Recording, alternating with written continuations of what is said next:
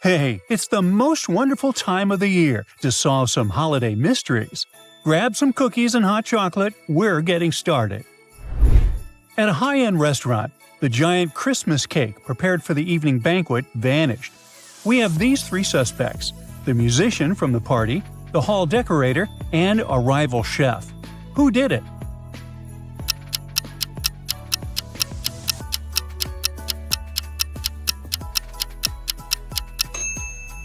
Now, I would have guessed the musician since, hey, we're all about treats. But no, it was the decorator. He's covered in cream from the cake and has a candy cane stuck to his sweater. He must have accidentally knocked over the cake and hid it, hoping no one would notice. At the Christmas fair, a man dressed as Santa lost a borrowed poodle he was holding for photos. There are three people around: a young volunteer, a second Santa from the next booth, and the caramel apple seller. Look around for clues and try to tell who took the dog.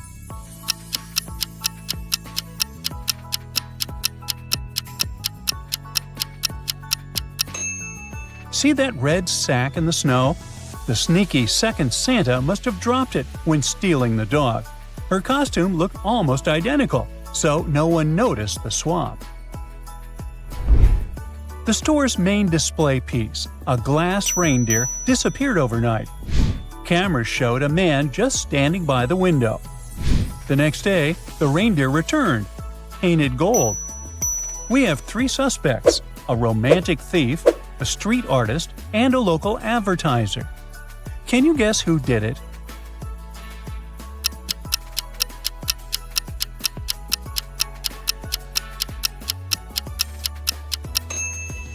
It was the street artist.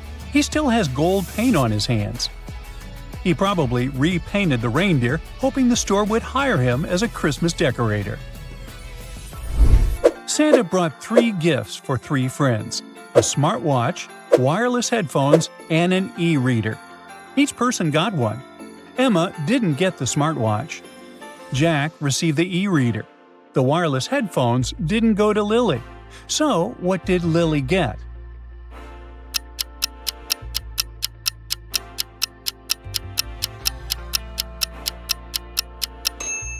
She got the smartwatch. It's the only remaining gift, and it's a great one if you ask me.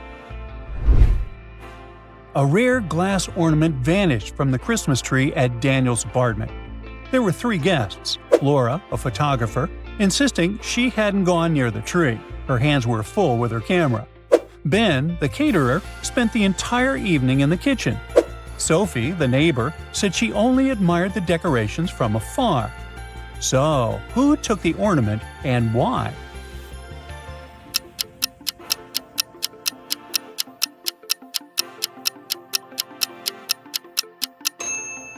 Laura removed the ornament from the tree to photograph it, but accidentally dropped it. A tiny feather from the ornament caught on her sleeve and gave her away. A dangerous criminal escaped from prison right before Christmas. Hey, she got her wish. Just kidding. A police officer spotted her on the street and followed her as she slipped into an art gallery hosting a festive event called Candy Style. The officer focused on two women. They looked the strangest among all the models. He instantly identified the criminal. Can you do the same?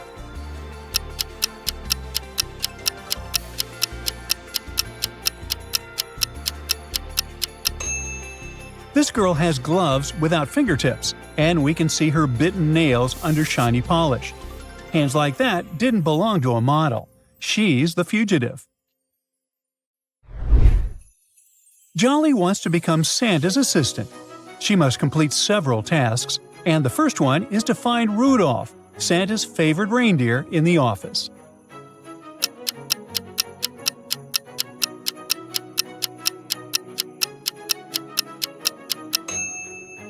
Alright, this one was a no-brainer. Rudolph is the red-nosed reindeer who is easy to find anywhere, even in the dark.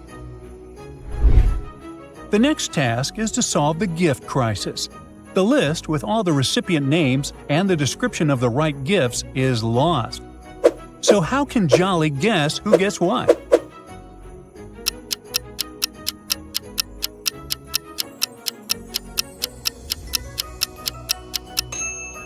No problem at all. The colors of the packaging match the style of each recipient, unless this gothic-looking girl suddenly decides to switch to the Barbie side.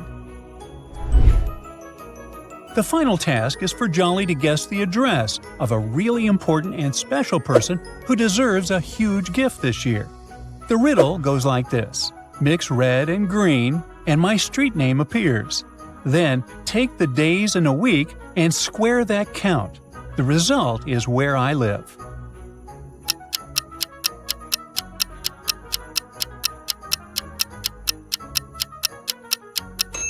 Well, you get brown if you mix red and green.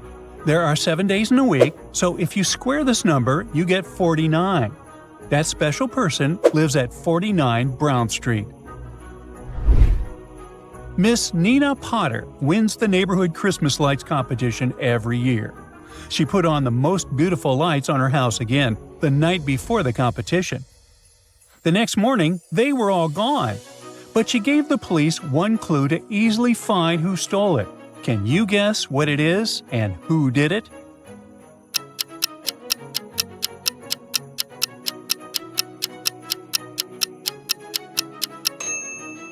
She added her initials to Christmas ornaments that were part of the composition. So, NP here is an obvious clue. Christmas is approaching fast, but Santa has a problem. The automatic gift dispenser is broken. Instead of only dispensing Christmas-themed gifts, it has started producing the wrong ones. Looks like the problem is with the keys on the display. Can you find the odd ones out?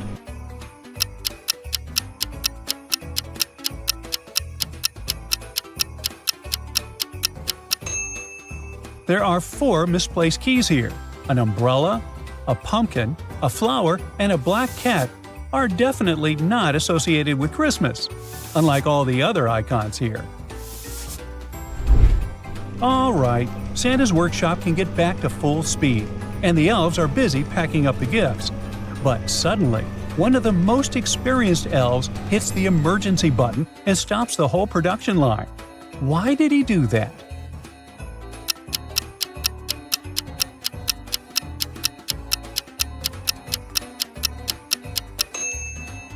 One of the gift boxes is a slightly different color from the rest, and there's no way that would pass the quality control of this picky elf.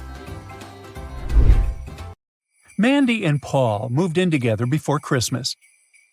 Mandy followed her family tradition and made cookies with a twist for Santa. The next day, the cookies were gone, and Paul looks like he needs help. Can you guess what happened here?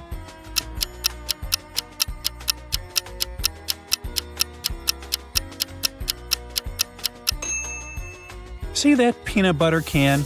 It's the secret ingredient in the Christmas cookies family recipe. Paul, who obviously ate the cookies, must be allergic to peanut butter, and he didn't have the time to tell Mandy yet. A burglar on the loose got inside the mall on the busiest day and is robbing customers. The police know he's dressed up as Santa Claus. There are currently 3 Santas inside. Can you figure out which one of them is the criminal?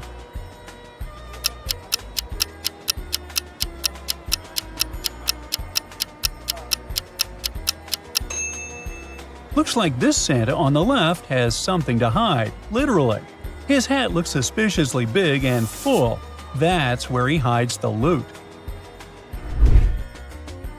Everyone at Nick's office is looking forward to Christmas, except for one person. You can easily guess it by their desk, which has 0 decorations as if there's no holiday at all. But can you match the desk with the person who works at it?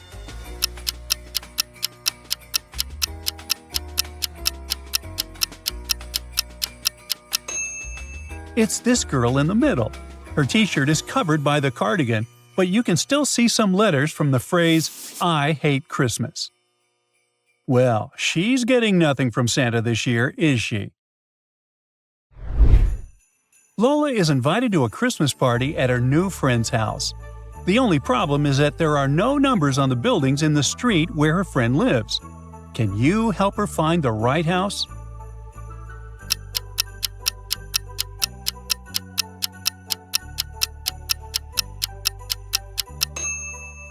The first house looked like it's completely frozen. No one lives there for sure. The second house has footsteps leading to it, but there's a small "for sale" sign. Looks like Lola needs to enter the third house. Alright, you've proven you have amazing logical skills, but what about a sharp eye? Try to find all 5 hidden objects in this image. Feel free to pause the video if you need to.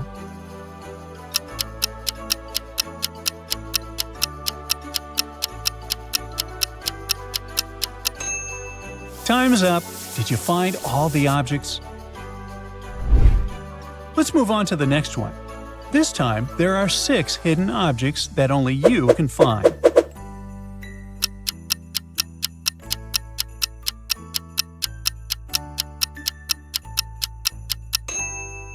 Three, 2, 1. Here they are. Finding the last object was pretty tricky, I must admit. Had to pause the video.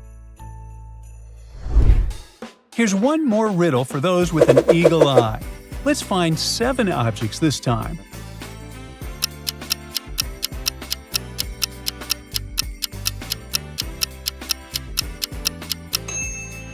Well done! And on to the final, trickiest challenge. Try to find 10 objects hidden in this beautiful Christmas image.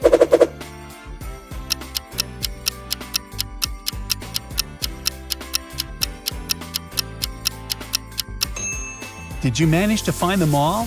Hey, great job! Ho ho ho! Happy holidays! And let me know how you did in the comment section. Hey, Rudolph, leave the fruitcake alone. Ooh, you gotta help me solve these wintertime riddles. Ready? A millionaire hosted a Christmas reception. He ordered 3 festive cakes from 3 different bakers. During the event, he found a note in his pocket. Do not eat the cake, it's poisoned. But which cake was it? Look at the bakers and help him figure it out.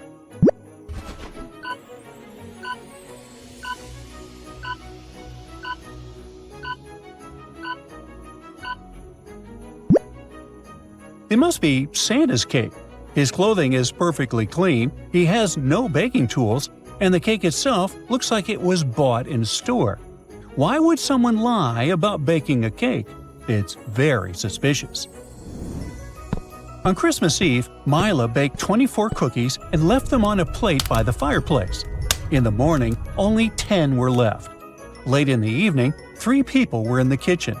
Dad said he'd eaten 3 cookies. Mila's brother said he had taken twice as many cookies as Dad. And Grandma said she'd only had 1. But when Mila added up the numbers, she realized someone was fibbing. Who was it?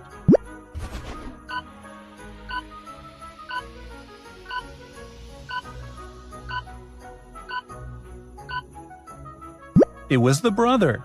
3 plus 6 plus 1 equals 10. But 14 cookies went missing. So Mila's brother took more than twice as many. On Christmas Eve, Mom left a pie to cool on the kitchen table. An hour later, half of it was gone. Dad said he spent the evening reading in the living room. Tom, the son, claimed to have been outside building a snowman the whole time. And Emma, the daughter, insisted she'd never even entered the kitchen. There were small wet drops on the floor near the table. So, who's guilty?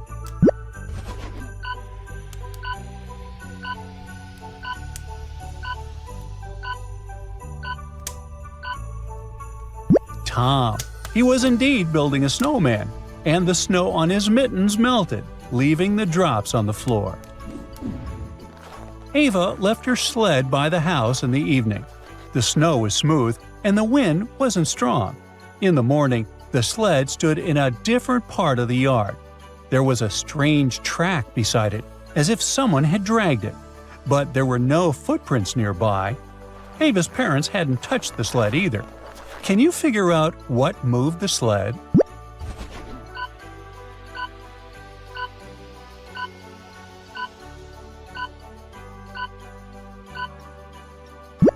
During the night, the temperature dropped and a thin, icy crust formed.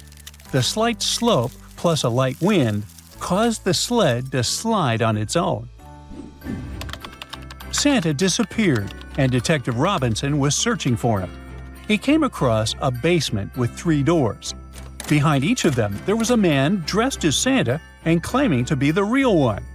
Now, look at these Santas attentively and try to figure out which of them is real.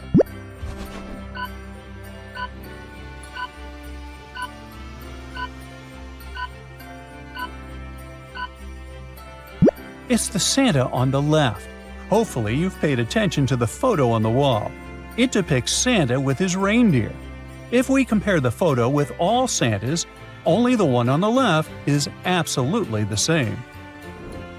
Santa needs to deliver some gifts, but not all chimneys are safe for him. Can you help Santa figure out which chimney he should pick?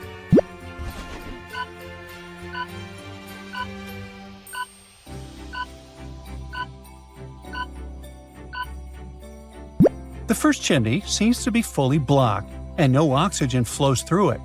All the snow and ice have melted on the second chimney. The fireplace must be working there. As for the third chimney, it is open enough for oxygen to flow through, but the snow hasn't melted completely, which means the fireplace is off. An elderly couple finished building a new house. It looked beautiful. Very proud, they invited their teenage grandchildren to have a look at their work. But within an hour, one guy and 2 girls managed to break several windows. They also knocked down the fence, removed the decorations, and ruined the roof. But the most bizarre thing, the retired couple didn't seem to mind. They just smiled looking at the teenagers. Can you figure out what was going on?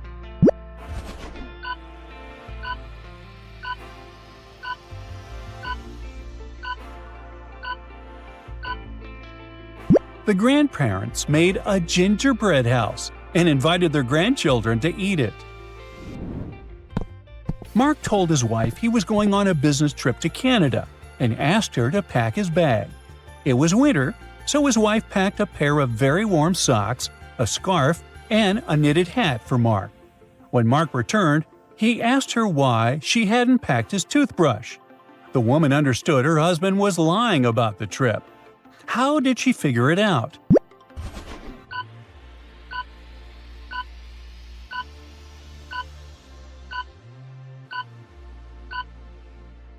She put his toothbrush under the warm clothes. If he didn't take them out of his bag, it wasn't very cold outside, so he wasn't in Canada. The manager of a ski resort went missing. The police suspected 3 people staying at the hotel. Unfortunately, no one could find any of these people. They were probably on the slopes, skiing. The police officers decided to examine their rooms. Look at the suspect's stuff and say who is responsible for the disappearance of the manager.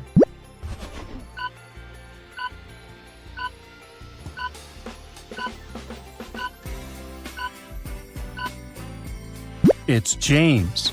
He's the only one who doesn't have warm clothes or winter sports gear and equipment. It means he didn't come to the resort just to have some fun.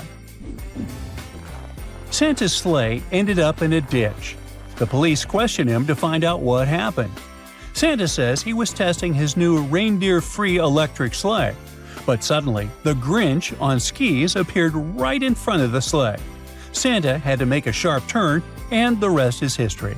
Can you figure out who's guilty?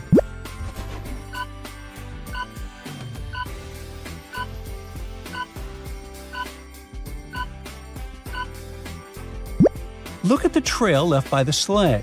First, the sleigh turned sharply, and then a skier passed there.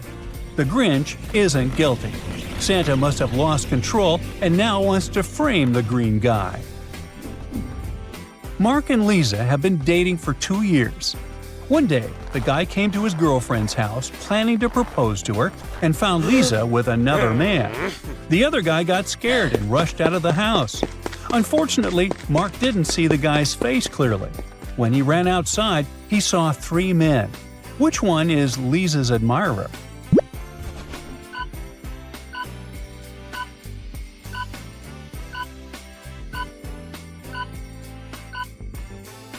It's the guy on the left.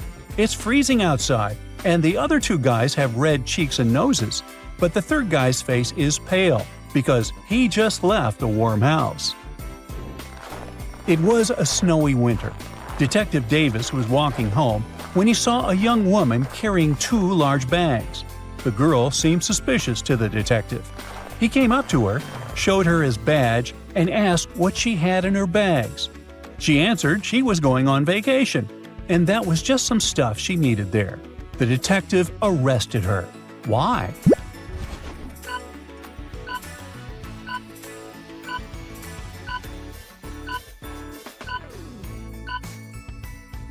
Look at the woman's footprints. She got out of the house through the window. She must have broken into the house, and there are stolen things inside her bags. A young woman went to another town to look for a better job. She promised her mother she would come and visit her often. But 4 months passed, and she still didn't come home. Her mom missed her very much. One day, in the middle of winter, the woman shouted, "April is here!" How is it possible?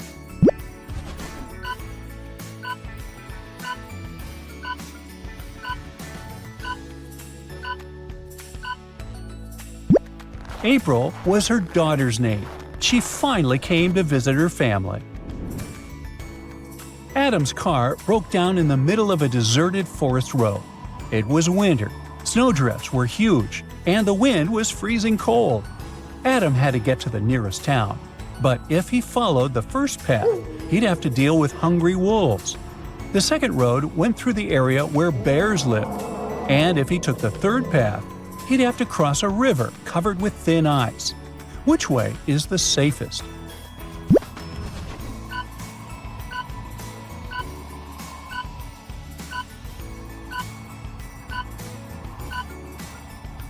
Adam should sneak through the bears' territory. These animals usually sleep in the winter. On Christmas Eve, Santa leaves his workshop located at the North Pole to deliver gifts. In what direction is he going to travel first?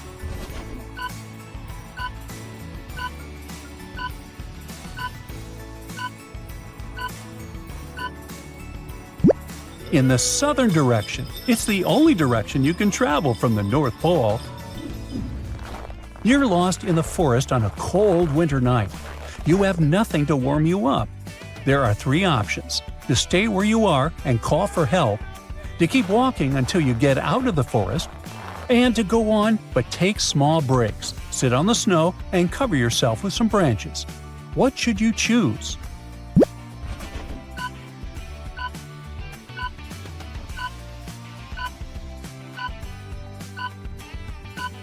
Well, if you stay in one place, you'll freeze in no time. Sitting on the snow during short breaks isn't a great idea as well. You might accidentally fall asleep. So, you should keep walking.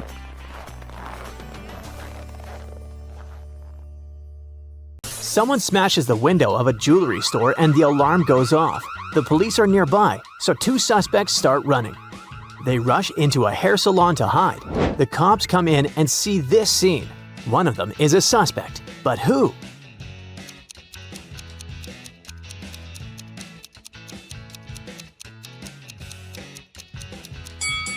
Yup, it's this one. The magazine is upside down. She just grabbed it quickly to pretend she was reading.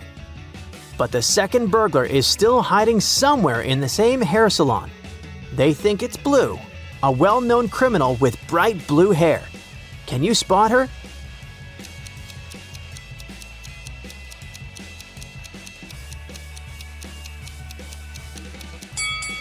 Here she is. Look closely. The mannequin is bald. She snatched the wig to cover up her real hair. Leela wants to crash a party. At the door, 2 security guards are asking everyone for the entry code. A rich guy walks up. The guards say, "Dolphin." He answers, "1," and they let him in. Then a couple arrives. The guards say, "Hippopotamus." They answer, "3," and they're allowed inside. Leela thinks she cracked the code. When it's her turn, the guards say tiger. What should she answer?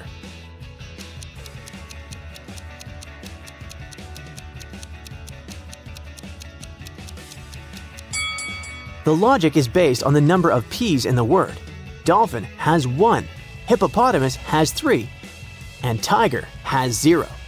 So, Leela answers 0 and they let her right in. 2 thieves are plotting a heist at the mansion of the richest man in the city. People call him Mr. Ray, and he made his fortune trading amethysts. They finally reach his safe, but it won't open without the right key. Which one do you think it is?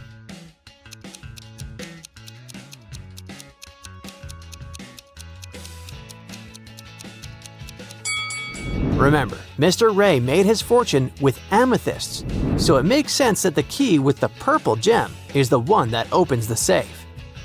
Wait, it's not that simple. Just when the thieves think they've cracked the safe, they find a second lock inside. 555 equals 6. To open it, they need to turn that into a true equation using basic math. Can you figure it out?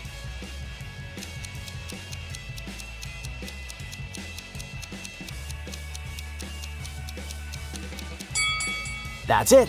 5 plus 5 divided by 5 equals 6. They get their hands on Mr. Ray's fortune, but suddenly the floor opens up beneath them, and they drop into metal cages. Each cage comes with traps. The first thief is surrounded by candles. The smoke is filling the cage. The second thief is stuck with a bunch of mice. Looks like they're in trouble, but actually, one of them is safe. Who is it?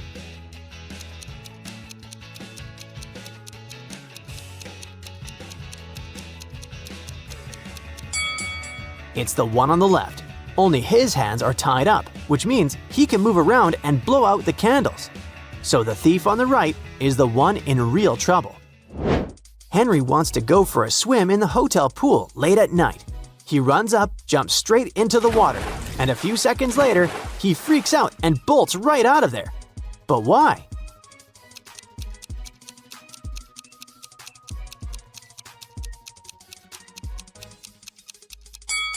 Take a closer look at his shadow.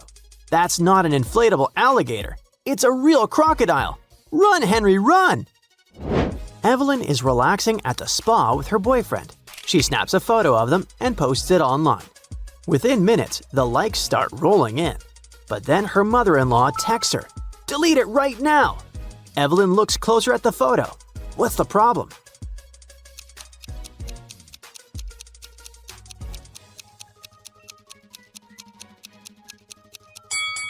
Check the clock in the corner. It's 3 p.m. That means her boyfriend skipped work to go to the spa. His mother-in-law told Evelyn to take the photo down before his boss could see it. A teacher asks her student to draw a cat. But there's one rule.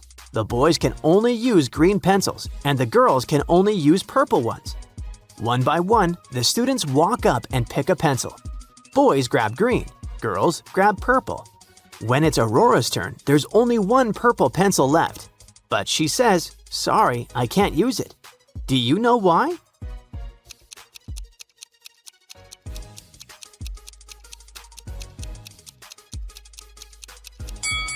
Aurora's right. She really can't use it, but it has nothing to do with the color. The problem is simple. The pencil isn't sharpened. Next, the teacher decides to give them a tricky challenge. She writes this puzzle on the blackboard, then turns to her students and says, "How can you write the word Sunday here?" Can you figure it out before they do?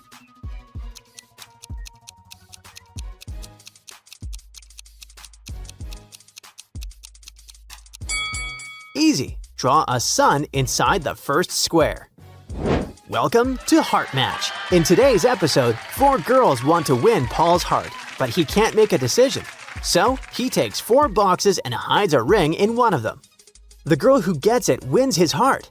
Now, watch closely as Paul mixes the boxes around. Don't get distracted. This is a test for your eyes and your attention. Keep watching carefully. On the count of 3, each girl will grab a box. And you have to answer who's ended up with the ring. Ready? 3, 2, 1. So, who's the lucky winner?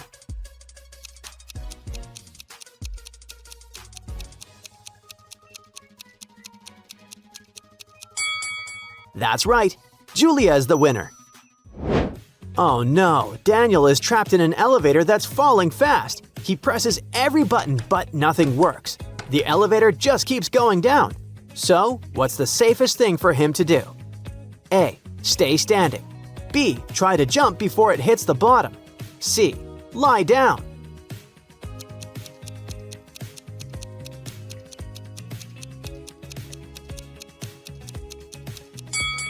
If he stays standing, the impact could throw him hard or make him hit his head. If he tries to jump, he'll never know the exact moment it'll crash. So the safest choice is C. The best move is to lie flat on his back and cover his head and face. James is camping in the woods when he feels a bite on his arm, then another, and another. Suddenly, he realizes he's surrounded by mosquitoes. He runs as fast as he can until he reaches a fork in the road. Without thinking twice, he turns left. But why?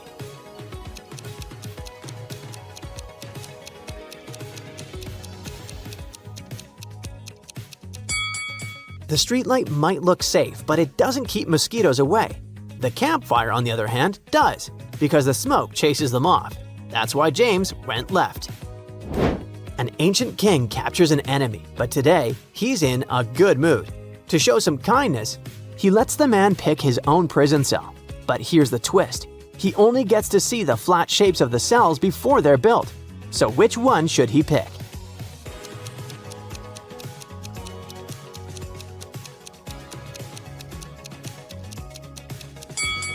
The first cell is shaped like a triangular prism. The second is a cone. But the best choice is the third. It's a hemisphere, like a dome. Not perfect, but way better than the others. Laura and Mark have a teleportation machine. On Laura's birthday, Mark hides her gift somewhere in the world and turns it into a treasure hunt. She opens an envelope with the first clue.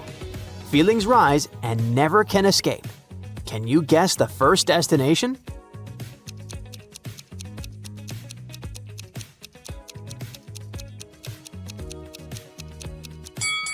Take the first letter of each word. F, R, A, N, C, E. That's right, France. Under the Eiffel Tower, Mark gives her a red tulip, a gift box, and a note. The note says, "The second clue is right under your nose."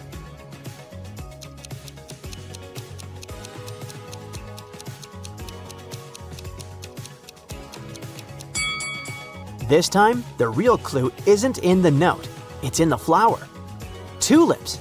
The #1 country for tulips is the Netherlands. So off they go. Now the couple is in Amsterdam. A man rides past them on a bike and drops a package. Inside, Laura finds the third clue, a soccer ball with 5 stars on it. Can you tell which country is their final stop?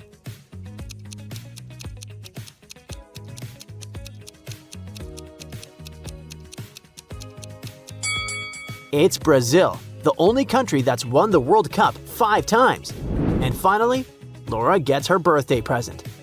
Someone poisoned the principal's tea. There are 3 suspects: a siren, a werewolf, and a witch. The witch claims it wasn't her. The werewolf is sure it was the siren. And the siren says the witch is lying. Only one of them is telling the truth. So help Wednesday Addams solve this mystery.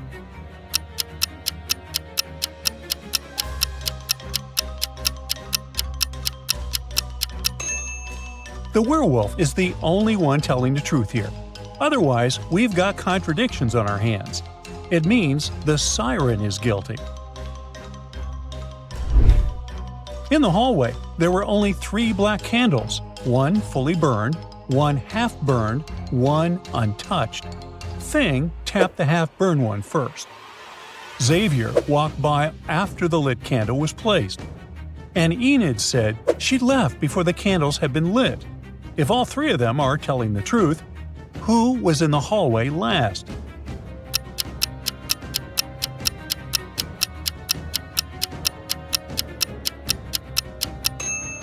It was Xavier, as simple as that. Wednesday is sketching at the cemetery. She sees 13 gravestones. Every second gravestone leans left, every third leans right, and every fourth is cracked. Which is the first gravestone that is left, right, and cracked at the same time?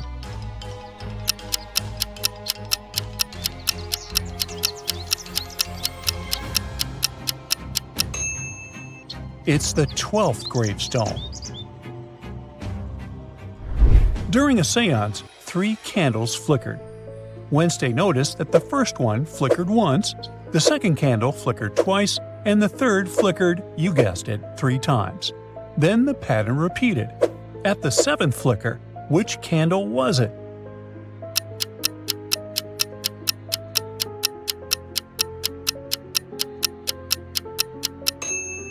It was the first candle because the sequence cycles every 6 flickers.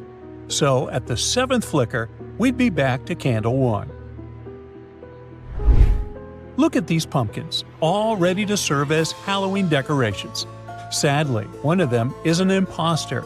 It's not a real pumpkin, but a plastic one. Your task is to figure out which one it is.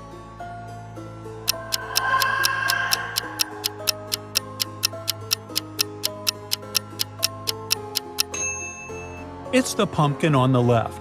Have you spotted that price tag hanging from its stem? No one attaches price tags to real pumpkins this way.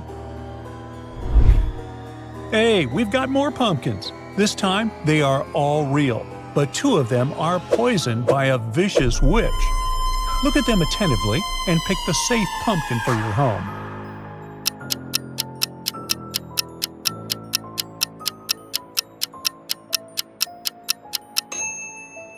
The pumpkin on the left looks weird. See that bluish spot? A puddle of green slime is under the pumpkin in the middle. So, the safest choice is the pumpkin on the right. One day, a pale woman with a bite on her neck approached Detective Dartson. When she'd been returning home the evening before, someone had attacked her and turned her into a vampire. The detective found 3 suspects. Look at them and find the one who turned the woman into a vampire.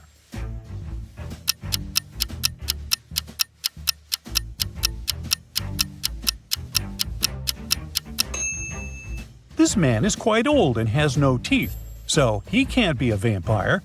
This woman has tan marks, but vampires can't sunbathe. So it must have been this man in a hat and gloves. In a haunted mansion, 3 doors lead to 3 rooms, one full of cobwebs, one full of spiders, and one empty. The butler says that the cobwebs are not behind door 1. The maid says that the spiders are not behind door 3. And the gardener claims that door 2 leads to the room with the spiders. Only one statement is true. Which door leads to the empty room?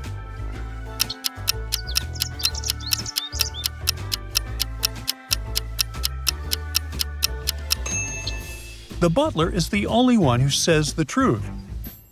The first door leads to the room which is empty. Now, look at this granny. Her house is on fire. But why won't this firefighter help her? Can you figure it out?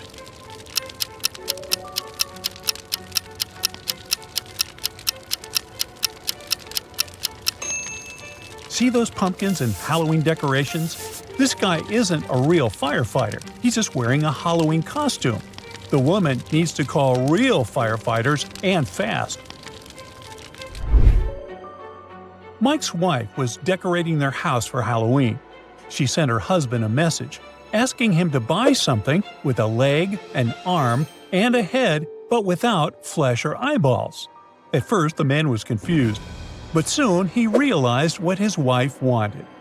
Have you figured it out too?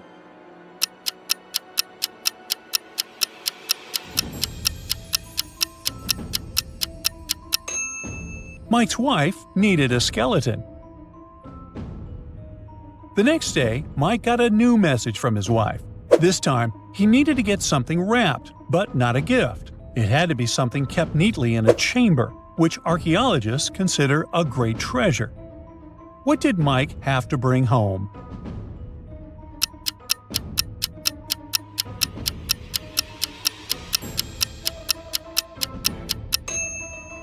His wife wanted a mummy to decorate the house.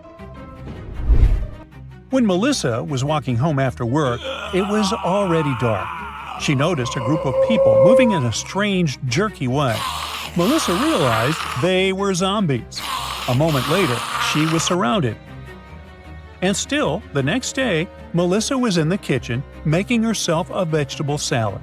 How is it possible?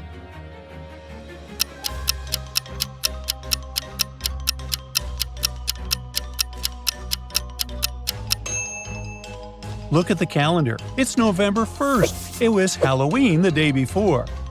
And zombies were just some dressed-up guys. Look at this family very closely. Detective Marlin was invited to their house to figure out which member was possessed by a ghost. Soon, he found the answer. How about you?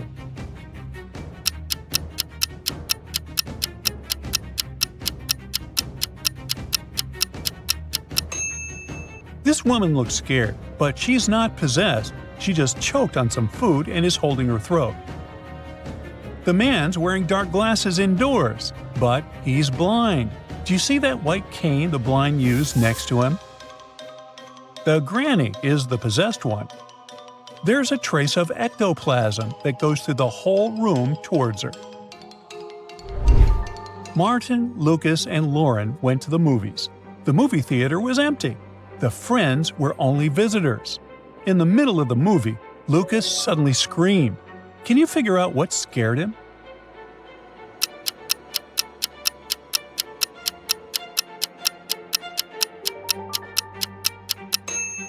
There are more shadows on the screen than people in the theater. A store owner called Detective Max, claiming there was a vampire in his store. When the detective arrived, he didn't find the store owner, but there were 3 other people inside. Which one is a vampire?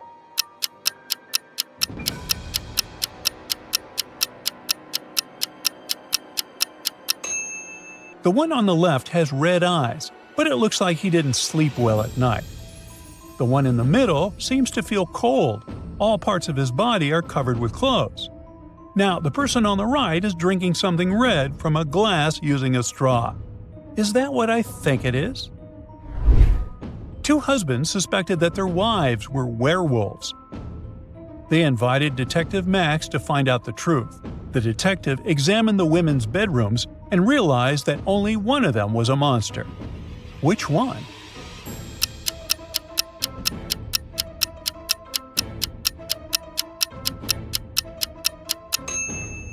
This bedroom has a scary atmosphere, all dark, with posters of rock bands on the walls. The second one is pink and very feminine. But have you noticed scratch marks on the floor in the bed? The woman who lives there is a werewolf. Hey, look at these people dancing at a costume party carefully. You need to figure out who is a werewolf.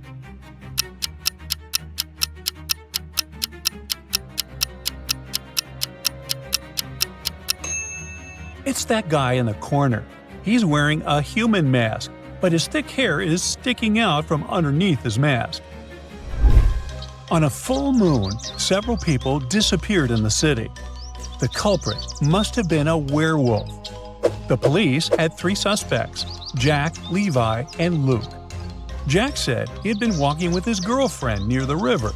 Levi had been choosing a silver ring in the mall. And Luke, who worked as a museum guard, had a night shift at work. Which guy is guilty?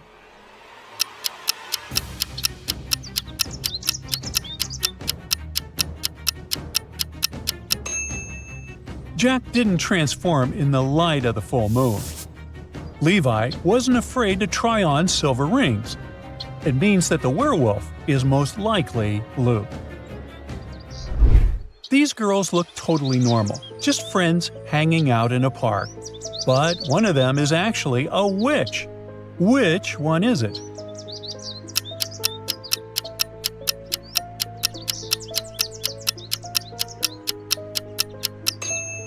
It's the girl on the right. Look, she's levitating. A man called Detective Max and claimed that his neighbor was a witch who was trying to curse him. The detective visited the woman in question.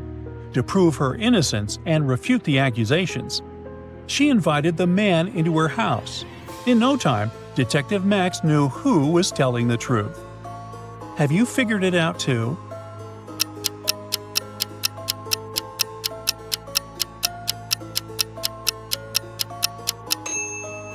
The neighbor is right. The woman is indeed a witch. She's got a dark magic book lying on her table. The police received a tip. A dangerous criminal is hiding at the beach, disguised as a regular tourist. She's one of the girls standing under a shower now. Can you figure out which one is dangerous?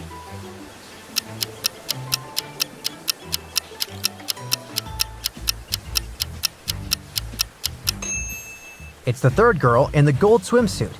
Have you noticed that she's showering with latex gloves? No tourist would do that. She doesn't want to leave her fingerprints on any surfaces, afraid of being exposed.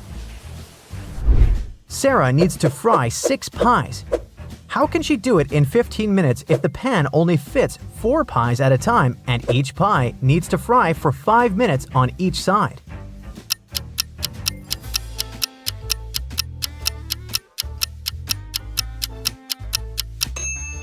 Sarah places 4 pies on the pan and fries them for 5 minutes. Then she flips 2 pies, removes the other 2, and places 2 new uncooked pies. After frying for 5 minutes, she removes the 2 finished pies, flips the remaining 2, places the last 2 uncooked pies, and leaves them for 5 minutes. Detective Case visited a lake where 3 people were minding their own business. One was swimming, one was fishing, and the other was in a boat. When the swimmer came ashore, she saw that her bracelet was missing, yet there were no footprints in the sand. Case instantly realized who had taken the bracelet. Do you know it too?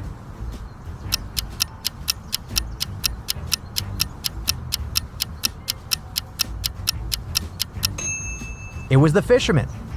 He hooked the bracelet with his rod without stepping onto the sand. The captain of a Japanese ship left his watch in his cabin while he went to oil the ship. When he came back, the watch was gone. He questioned 3 crew members. The cook said he'd been in the kitchen making dinner. The engineer said he'd been in the engine room. The seaman said he'd been fixing the flag on the mast because it was upside down. The captain understood who the thief was. Who did it?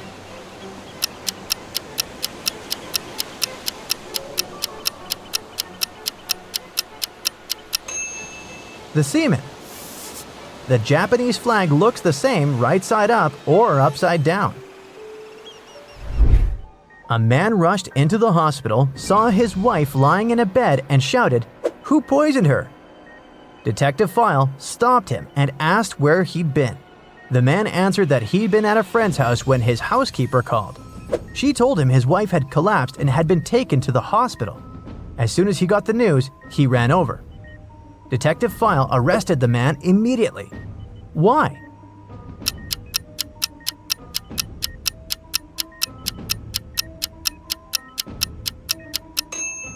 Because no one ever said she was poisoned, only that she collapsed. Sam came to his office and found a large sum of cash missing. 3 people could have entered the office. John said that he'd been outside drinking coffee. Marcus explained that he'd been sitting at his desk, working. And Lisa said that she'd felt unwell and had been resting. Who took the money?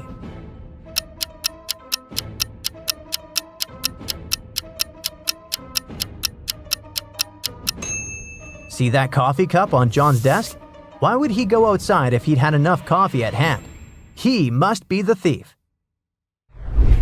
A jeweler holding ice near his right temple claimed that a well-dressed man with a cane had come in to check out some rings.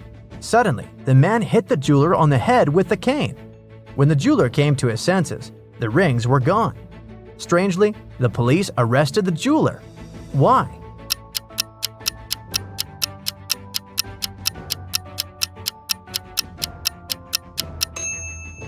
If the man had been holding the cane in his right hand, the jeweler would have been hit on the left temple, not the right. The jeweler made up the robbery to claim insurance. Inspector Winters questioned the main suspect, Mr. Logan, after a crash caused by a speeding car. The inspector also said that the car, according to witnesses, was very loud. Logan claimed that he hadn't driven in 2 days. It was his wife who used their car that morning. Also, to prove his car was very quiet, he sat inside and started it. The car, indeed, ran silently, but the inspector immediately realized Logan had lied. How?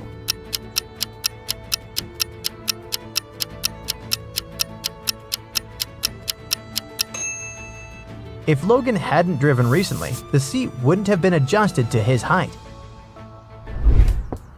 Martin was playing tennis with his friend David. He hit the ball too hard, it flew into the air and fell down a hollow fence post.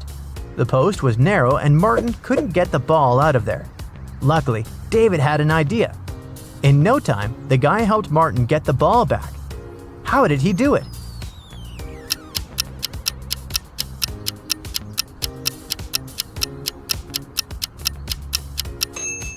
David used a water hose lying nearby.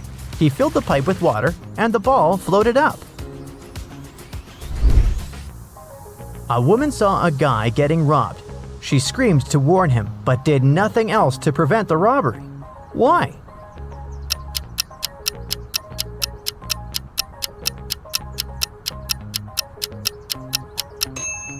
She was just watching a TV show. An accident happens at a gas station. Some petrol spills out and catches fire. The flames are spreading toward huge drums just a few feet away. If the fire reaches them, there will be a blast. Thomas brings a water pipe to help put the fire out, but the manager stops him. Why?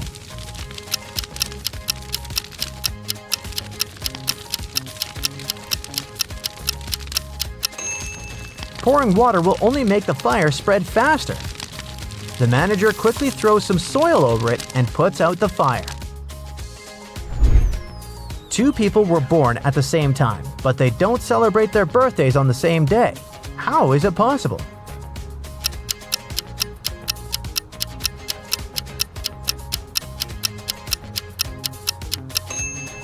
They were born in different time zones, and in one of these zones, it was already the next day. A man was in a 9-story building when a fire started. He jumped out the window and didn't get any injuries. How is it possible?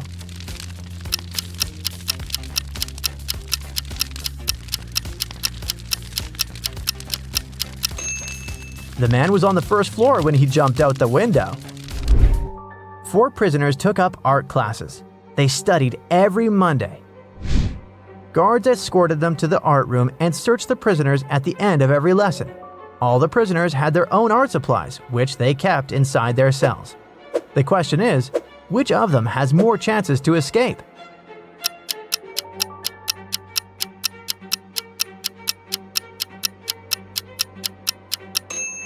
It's this prisoner. He can use his supplies to paint his clothes green. This way, he'll look like a guard and will be able to sneak out of jail. Alia dreams of eating some mangoes. There's a mango tree next to a nearby pond, but an imitator monkey lives on top of it. The girl can't reach the fruit. What can she do instead?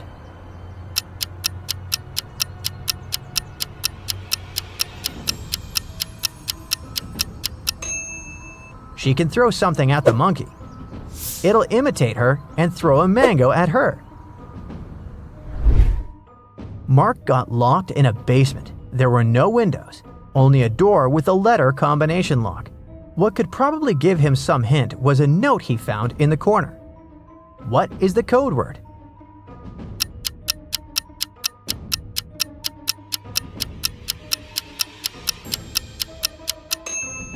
Mark managed to get out of the basement. The code word was SMART. The key to this riddle was hidden in the alphabet. P plus 3 letters is S, N minus 1 letter is M, and so on. A police officer was patrolling the streets on a winter evening. Suddenly, she saw a person sneaking out of a house through a window with 2 large bags. The officer ran after the criminal, but the burglar must have hidden in one of these houses. Which one?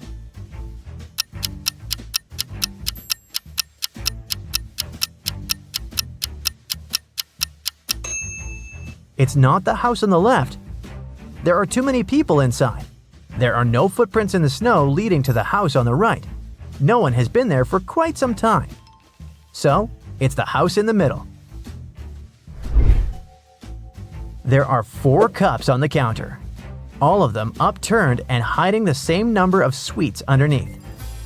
Near each of the cups, there's a sign that says how many sweets are under it. The signs are 5 or 6, 7 or 8, 6 or 7, and 7 or 5. Only one of these signs is correct. How many sweets are there under each cup?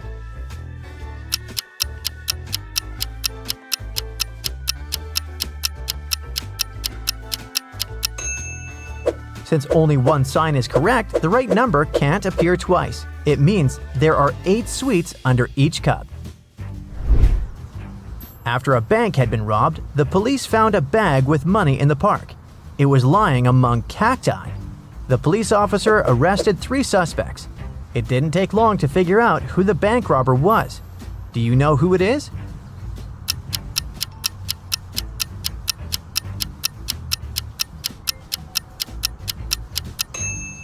It's the man on the left. He's the only one with some scratches. They must have been left by the cacti. It's the finale of the Big Money Buzz Show, and Natalie is faced with a difficult task. There are 3 fish bowls, each of them containing a different amount of gold bars inside. If she manages to put her hand inside one of the bowls and take it out, she can keep the gold bar. The first bowl has scalding hot water inside of it. The second is filled with flesh-burning acid. And the last bowl has a couple of venomous scorpions walking around. Which bowl should she choose?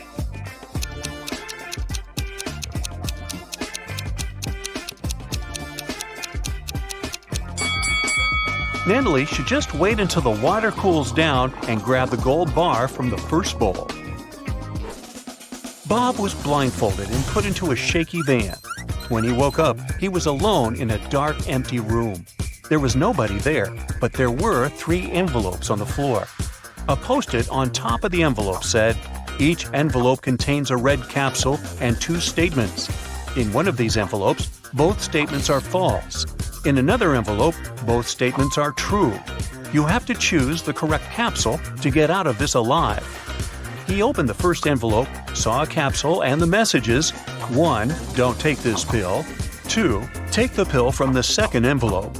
On the second envelope, the note said: 1. Don't take the pill from the first envelope. 2. Take the pill from the third envelope. And the last envelope said: 1. Don't take this pill. 2. Take the pill from the first envelope. Well, which capsule should Bob take?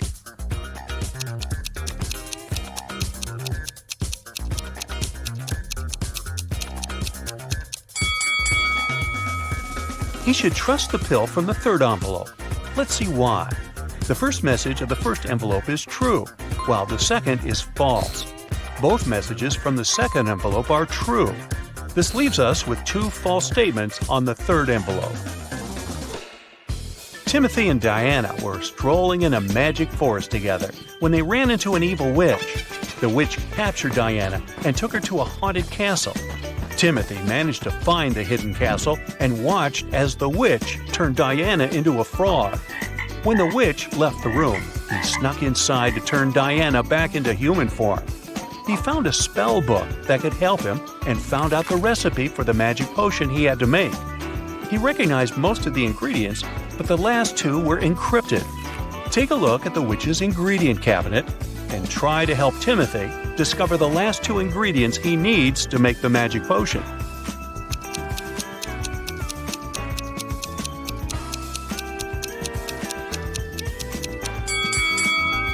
You got it! That's exactly what he needs. The day started busy in Faber Town.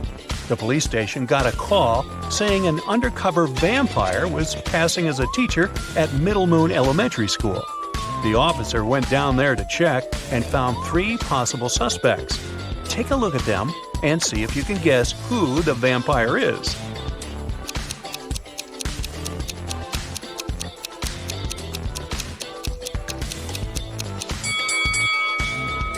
It's the one in the middle.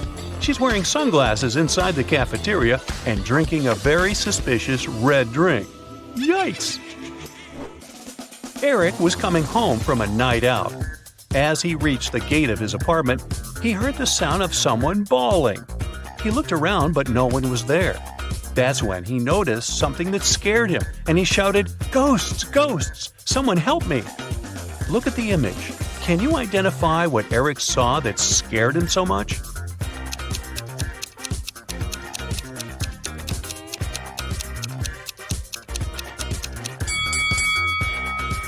The gate lamp isn't attached to the pole.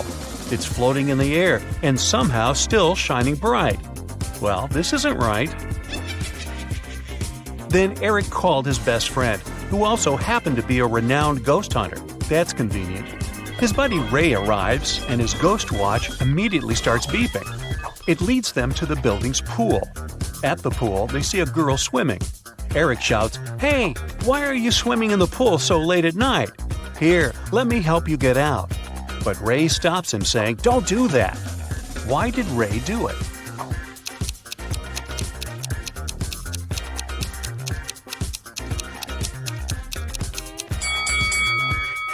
Look at the pool. The girl is swimming, but there is no movement in the water. She must be a ghost. On the other side of town, Bobby is also ghost hunting. He called his friend Susan to visit the town's old creepy hotel and bust some ghosts. As they arrive, they find clear signs of ghost activity. It looked like that ghost had a sense of humor, though, and wanted to play hide and seek with them. The ghost led Bobby and Susan into a room with 4 doors. Each door had an inscription on it with clues to where the ghost might be hiding. The sign on door A says, "It's behind B or C." The sign behind door B says, "It's behind A or D." Door C says, "It's in here." And door D claims, "The ghost isn't here." Bobby and Susan looked very confused until a note appeared next to their feet saying, "3 of the inscriptions are false and 1 is true." Can you guess which door led to the ghost?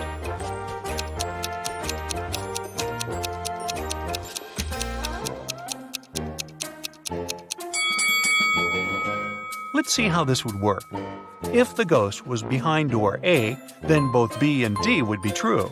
But if it was behind door B, then both A and D would be true. If the ghost was behind door C, then A, C, and D are all true. But if the ghost was behind door D, then the statements on all the other doors were false, except for that on door B. This matched the rules, so it was behind door D. To get into the best Halloween party in town, Becky had to solve a difficult riddle.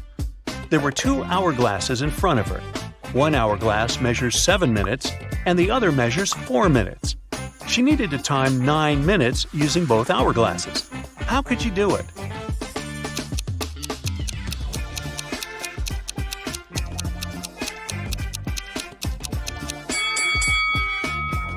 First, she turned both hourglasses at the same time. By the time the 4-minute glass finished, there were still 3 minutes left on the other one. She flipped the 4-minute glass again. By the time the 7-minute glass was empty, there was 1 minute left on the other glass. And by the time the 4-minute glass emptied again, there was 1 minute's worth of sand in the bottom half of the 7-minute timer. She flipped it over again, so there's 1 minute's worth of sand on the top of the glass. And when the 7-minute timer finally emptied again, 9 minutes elapsed in total. Whew, that took some work. Jessica was on a trip to the desert when she got separated from her group. She noticed a sandstorm was coming her way. She had 3 options for what to do. She could try to run away from the sandstorm, she could hide behind a big rock, or she could try hiding in the desert's dry riverbed. Which one is Jessica's best option?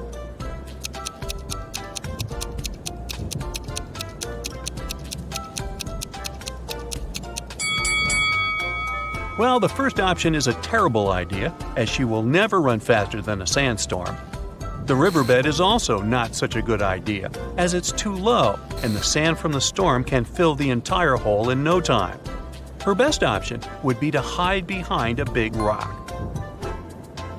After the storm passed, Jessica used the radio to send an SOS signal to the guide.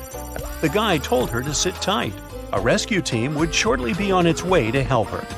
In a few hours, 3 rescue teams came to help Jessica.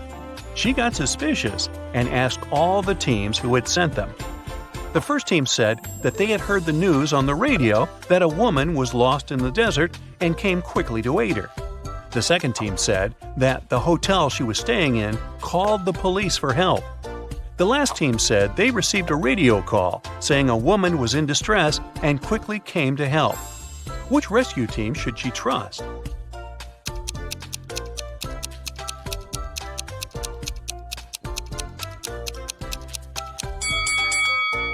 The last team. Jessica sent a message to her guide as soon as the storm was over, remember? I feel your brain needs some nice tricky workout. I've got just the thing. Are you ready? Yeah. It was raining heavily in the evening. Lauren told her young daughters to go to bed. Sometime later, she went to check on them. As soon as she opened the door to their room, she realized that one of them had sneaked out and returned without her permission. Look at the room and try to figure out which girl it was.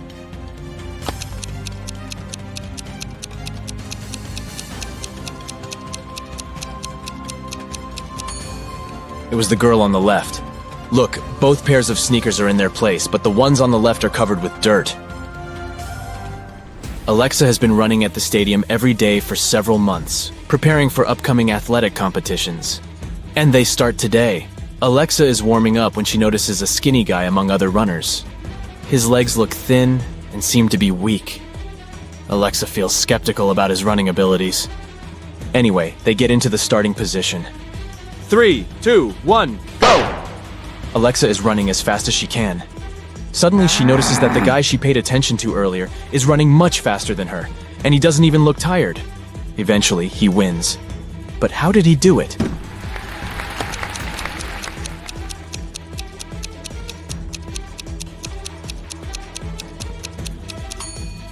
He's not a real athlete. In fact, he isn't even a human. He doesn't sweat, he doesn't blink, and he has 2 left hands. Yikes. A guy bought a fishing pole that was 6 feet 3 inches long.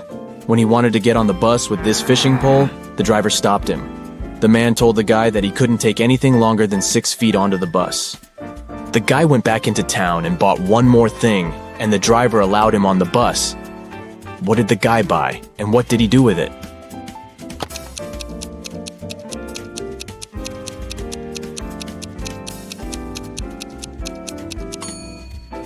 The guy bought a 6-foot long box.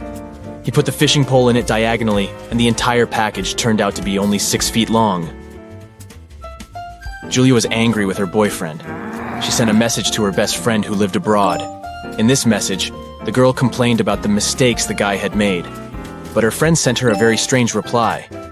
Give, get, give, get, give, get, give, get. What did Julia's friend mean?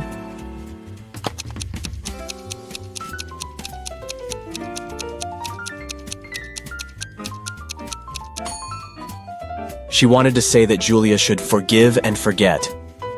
Gemma was a mermaid living in the Pacific Ocean. One day she was swimming near the surface when she spotted 2 handsome guys. Both of them seemed to be in trouble. Look at them attentively and try to figure out who Gemma should save first.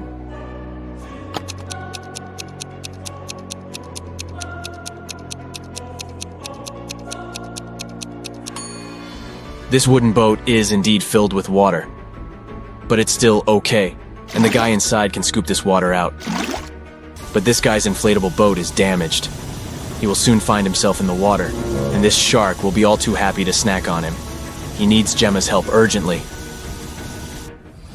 One hotel guest discovered her diamond necklace and earrings were missing after a party in the lobby. Someone must have stolen her jewelry. The hotel management invited a detective. After questioning all guests and staff members, the detective had 3 suspects. Walter, another hotel guest, Alice, a maid, and Alan, a porter. The detective decided to check their rooms. What he saw was enough for him to understand who the thief was. Can you figure it out too?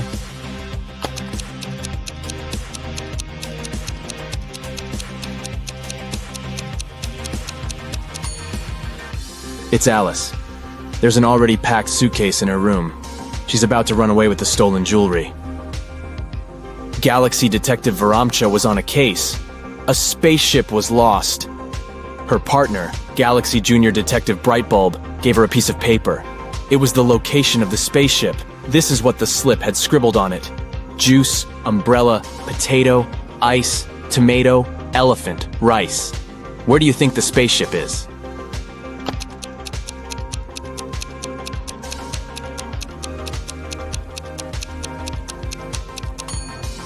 Right, it's on Jupiter. You just need to pay attention to the first letters of these words. Look at these girls. It seems to be a tough competition. But guess what? One of these girls is cheating. Can you figure out who it is?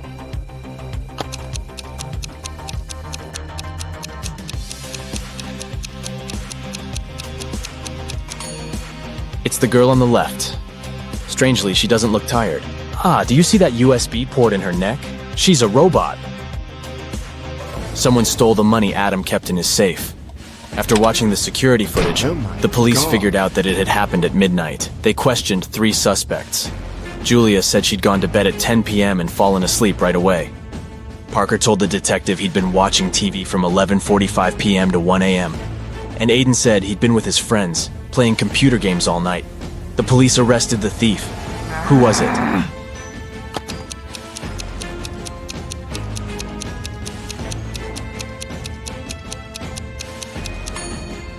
It was Parker. He was suspiciously specific about the time. Elijah went on a cruise. On the 3rd day, he noticed that one of the staff members was an imposter. Look at them attentively and try to guess who it is.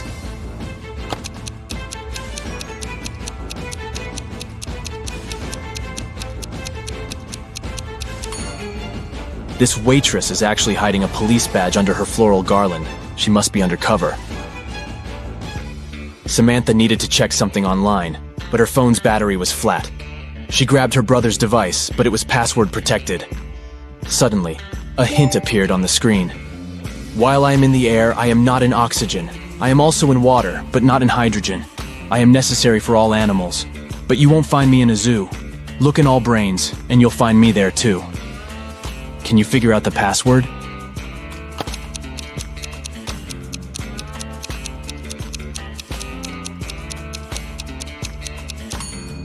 It's the letter A.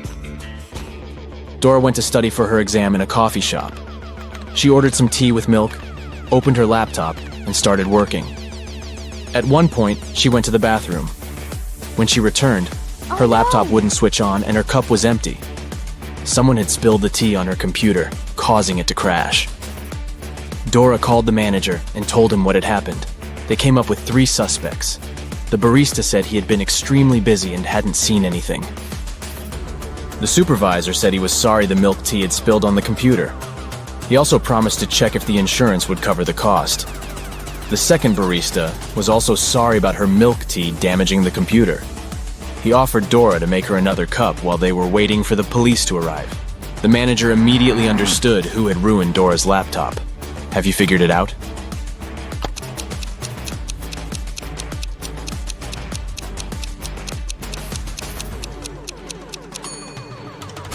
It was the supervisor. He couldn't have known the tea had milk in it. As for the second barista, he knew about the milk because he was the one to prepare Dora's order. Caroline went for a walk in the park, deep in her thoughts. The girl wasn't really looking where she was going. That's why she didn't notice a deep pit in the ground and fell into it. When she came round, she found herself in a strange room. There were no windows, no door. The girl saw a table with 3 apples on it. And was it a note? To get out of this trap, you've got to eat an apple, but only one of them isn't poisoned. Pick carefully. Caroline was terrified. But after examining the apples, she bravely bit into one of them. And nothing bad happened. Which apple did she choose?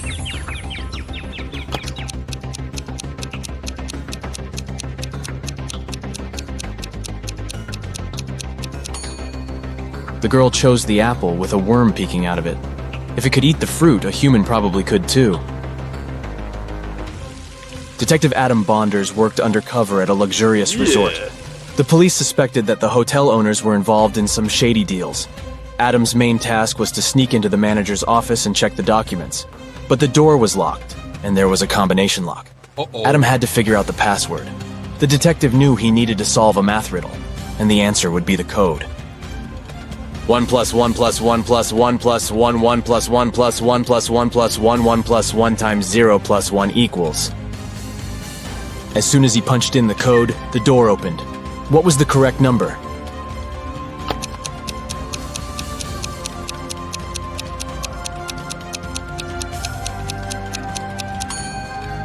It's 30.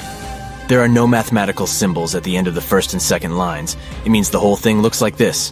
1 plus 1 plus 1 plus 1 plus 11 plus 1 plus 1 plus 1 plus 11 plus 1 times 0 plus 1 equals 30.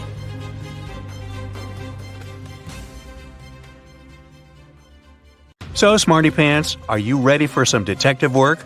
Great, because I happen to have some right here. Gee, what a coincidence. Let's go!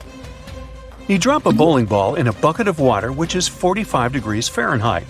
And you also drop another ball of the same weight, mass, and size in a bucket at 30 degrees Fahrenheit. If you do it at the same time, which ball will hit the bottom of the bucket first?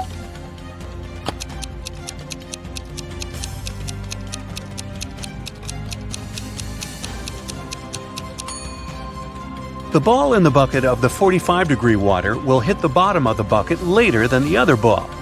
Did you think that the water had to be frozen at 30 degrees Fahrenheit? But the riddle says nothing about that bucket having anything in it. Therefore, there is no water or ice to slow the ball down. Sam is talking to his lawyer in jail. They're very upset because the judge has refused to grant bail. At the end of the conversation, Sam is allowed to leave the jail. Why?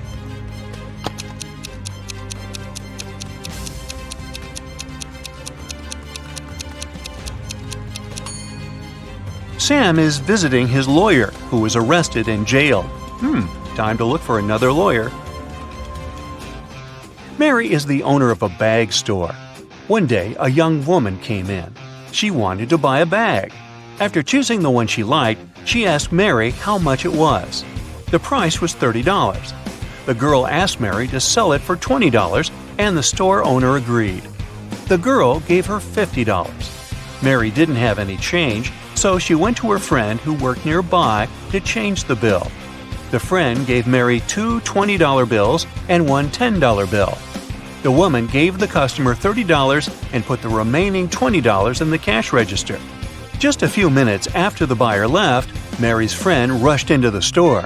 "The bill you gave me is fake. I need my money back." Mary gave her friend her own $50. How much money did the store owner lose in total?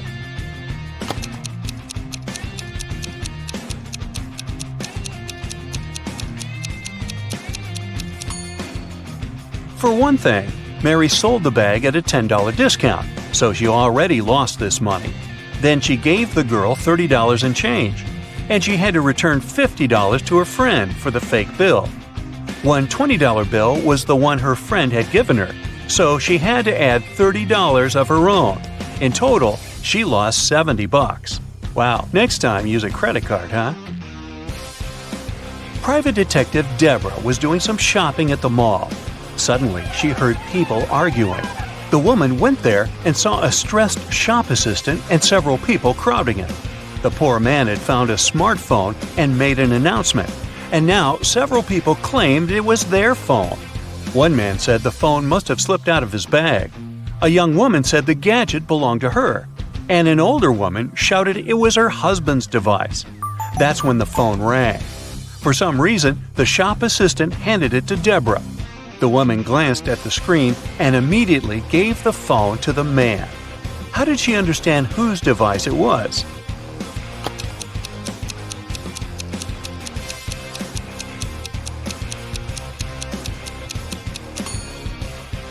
Deborah saw the word wife written on the screen. Jenny heard about a private party which was supposed to be VIP. Celebrities and influencers were going to attend it. And guess what? Thanks to one of her friends, Jenny managed to get on the guest list. Yay! Before the party, the girl bought a new dress and a pretty and expensive purse. At the party, Jenny got acquainted with a very nice young man called David. They were talking when someone pushed Jenny. She didn't fall over only thanks to David's fast reaction, but she noticed that her purse was gone. David rushed to catch the thief. He spotted a guy hanging around the entrance. "What are you doing here?" The man answered that he was looking for an ATM. He needed cash to buy a ticket for the party. David told the man to hand Jenny's purse over or he would call the police. How did he understand the man was the thief?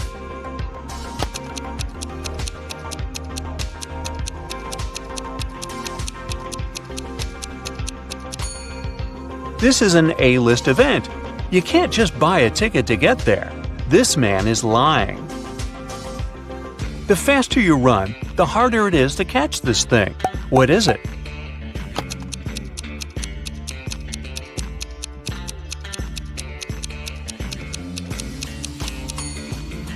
It's your breath.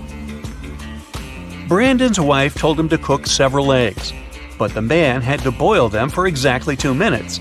She left her husband 3 hourglass timers for 3, 4, and 5 minutes. How can the man boil the eggs for exactly 2 minutes?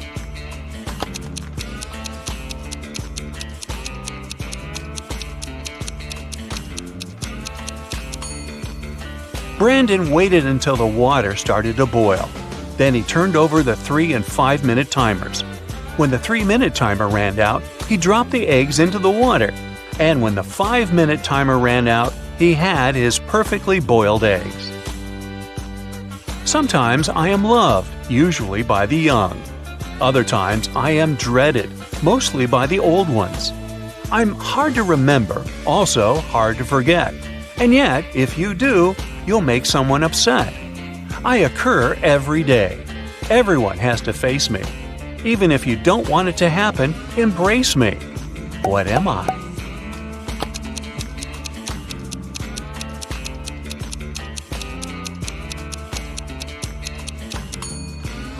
A birthday. It's thin, but when water splashes it, none seeps through. When hit, it changes color. It covers an incredibly complex thing, yet it's very easy to flex. What is it?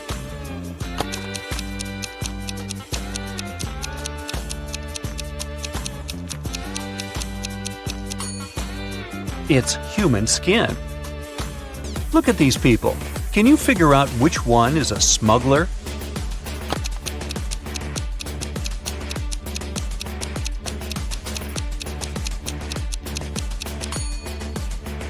It's the woman on the left. The lady on this right is really pregnant. She's just wearing a wig. But the shape of the belly of the woman on the left is weird, to say the least. One of these people stole some Pringles. Can you figure out who it was?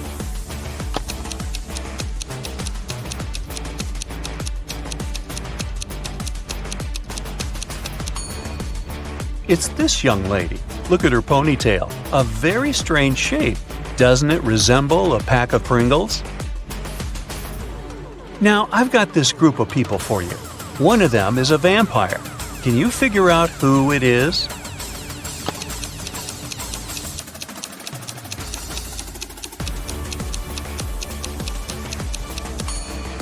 It's this guy sitting on the right. Have you noticed that he has no shadow? A farmer is traveling with a fox, a sheep, and a small sack of hay. He comes to a river.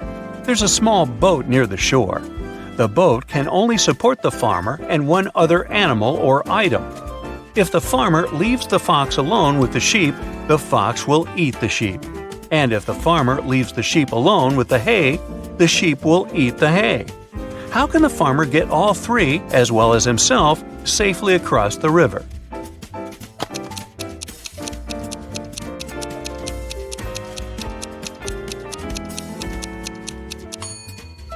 The farmer should take the sheep across the river.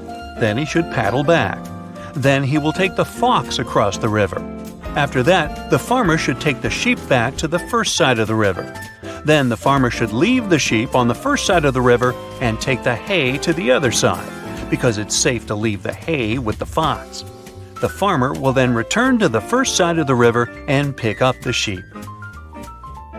The morning after a heavy snowfall, Justin went outside and saw there was twice as much snow on the top of his garage as there was on his neighbor's. Still, Justin didn't get surprised or upset. He just smiled and continued walking. Why?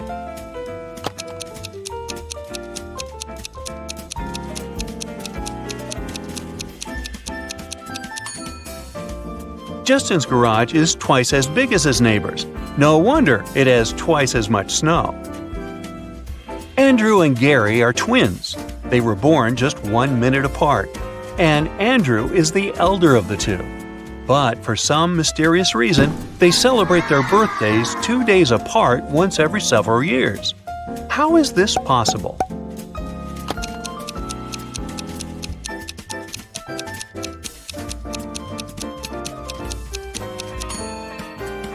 Andrew was born at 11:59 p.m. on February 28th. It wasn't a leap year, so Gary, who appeared just 1 minute later, was already born on March 1st. That's why during leap years, they have 2 days between their birthdays. Look at these mirrors and say which one is magical.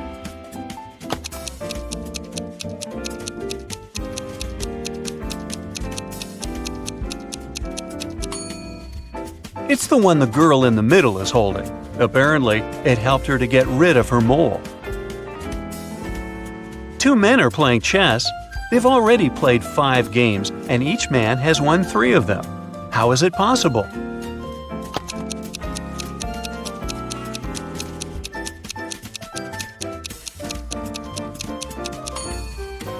The men are playing with different opponents, not with each other.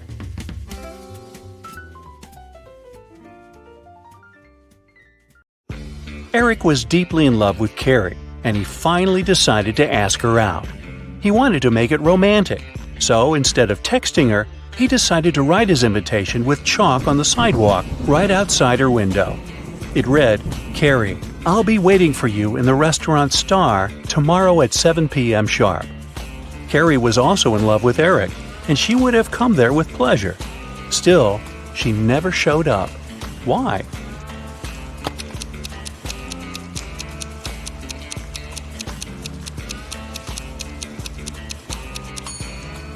Thing is, the rain started, and the invitation was washed away. Carrie simply didn't see it. I hope they work things out. Allison got lost in a forest and stumbled upon an old house. When she entered it, she saw a witch. She wasn't evil, though, so she said she could help Allison find a way home if she cracked a riddle. The witch asked Allison, "What kind of room can you neither enter nor leave?" Allison was smart, so she gave the right answer. Can you crack it too?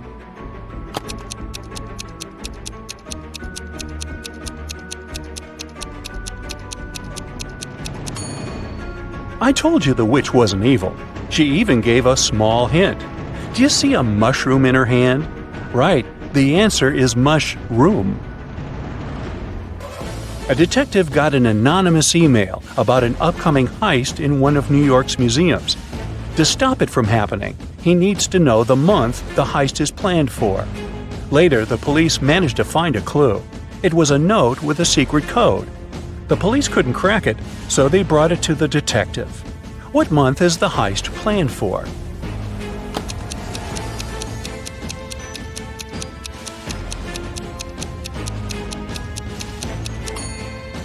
The detective cracked the code almost immediately. A jar in the picture stands for J, a ukulele stands for U, a nugget stands for N, and an eggplant stands for E. Ah, June. There are 70 floors in the apartment building. The higher the floor, the more people live there. Which floor does the elevator go to most often?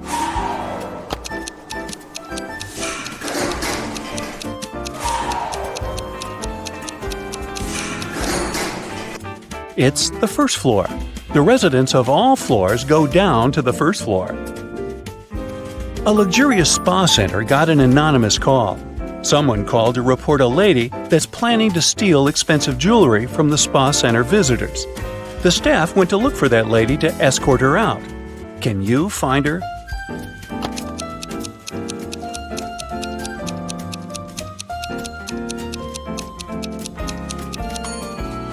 Look, there's a lady having a pedicure. She doesn't look suspicious, but she's the only one who's not wearing a special bracelet. Security! The other day, Kelly was rummaging around her auntie's attic when she accidentally stumbled upon 5 short chains, each made of 4 silver links. She thought it could be great if she combined them all into one big chain of 20 links. When she went back to town, she brought those tiny chains to a jeweler. He told her it would cost $5 for each silver link that he would have to break and then reseal. How much will the chain cost?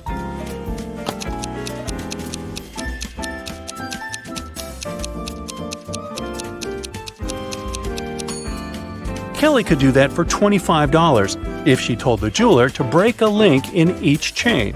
But she was really smart, so she asked the jeweler to break all 4 links in one chain and use them to attach the other chains, which cost her $20. A wise king decided to find someone who could replace him. He wanted to make a challenge, and the one who nailed it would become the new king. Anyone who wanted to take the throne needed to put a whole cucumber into a glass bottle without cutting the cucumber or damaging the bottle. The participants had a week to do it. This challenge seemed to be impossible, so only 5 people decided to take part, and there was only one winner. How did he put the cucumber in the bottle?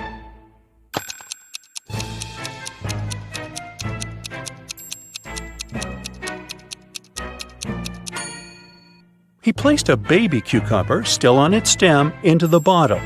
Cucumbers grow rather fast, so he had enough time to win that competition. And now he's king. They set the bar kinda low, didn't they? Joanna and Josh were on their honeymoon in Italy. On the first day, they went on a city tour around Venice and left all their stuff in the hotel room. When they came back, someone was standing outside their door trying to get in. The couple called the receptionist right away, but the man claimed Joanna and Josh owed him some money for the tours they'd taken in the past 4 days. The reception knew the man was lying right away. How did he figure it out?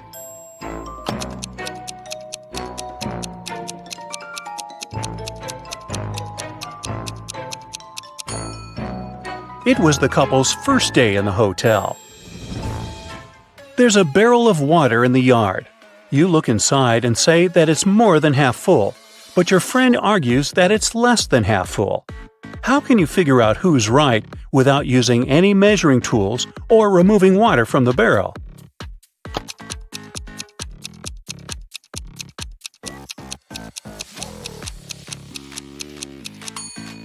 Tilt the barrel so that the water touches its rim. If you can see the bottom, the barrel's less than half full. If the bottom is still covered with water, it's more. 2 couples are about to get married. The hall is full of guests. The brides look stunning in these long white gowns, and the grooms seem to be completely happy. All of a sudden, one of the guests notices there's something wrong with one of the couples. Can you guess what?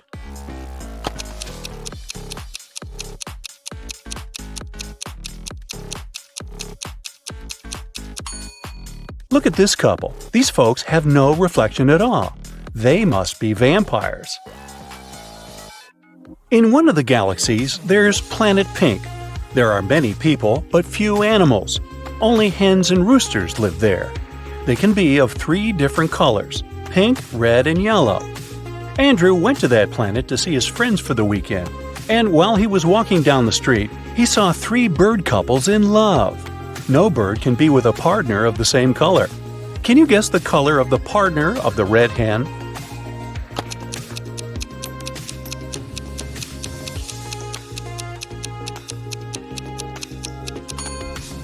It's the yellow rooster.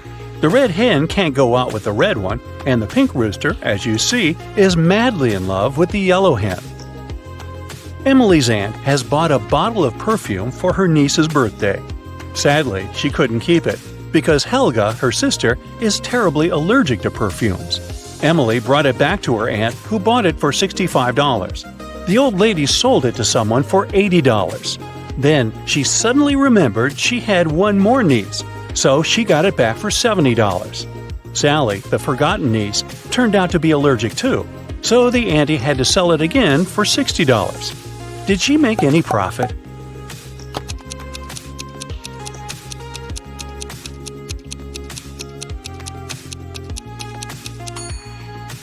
Yep, she made $5 and grabbed a Frappuccino for the same amount.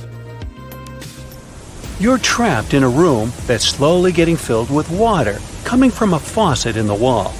There are no windows in the room, and the door is sealed shut. You have a mop and a big bucket. So how are you going to get yourself out of this one?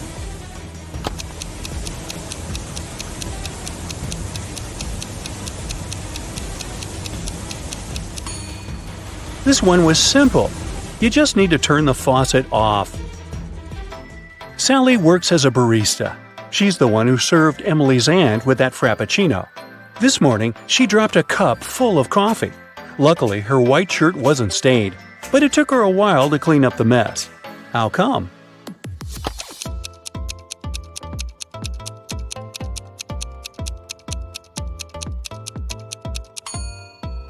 There were coffee beans in the cup. They ended up right under the counter. After the bank had been robbed, the police found the money in the park among cacti. The police officers arrested all the suspects, and they almost immediately figured out who the bank robber was. Can you do the same in 10 seconds?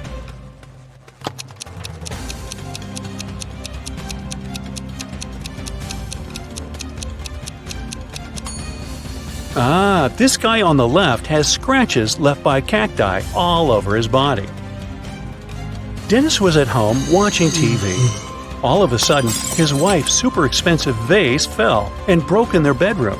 He ran into the room in time to see a stranger jump out the window and run away. Dennis tried to chase him, but his glasses fogged up because of the cold. That's why he couldn't identify who it was. When the police arrived, they listened to his story and immediately knew he was lying. Dennis made this story up not to tell his wife that he had broken the vase. How did they know this?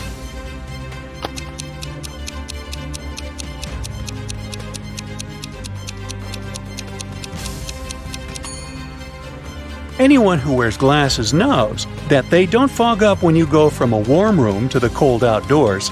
It's the other way around. A beauty contest is taking place in the city. Melanie wins and gets her beauty queen crown. After the contest, a cleaning lady finds Melanie lying unconscious backstage. The detective arrives at the crime scene in 20 minutes. He asks the suspects just one question. "What were you doing within the last 20 minutes?" Holly, the rival, says, "I was taking selfies with my boyfriend." Steve, the photographer, says, "I was taking pictures of the contestants." Mr. Bold, the judge, says, "I was talking to my wife." And the cleaning lady, Stella, says, "I just found Melanie and called 911 right away. And then I just stayed with her until the doctor's arrival." Who's lying?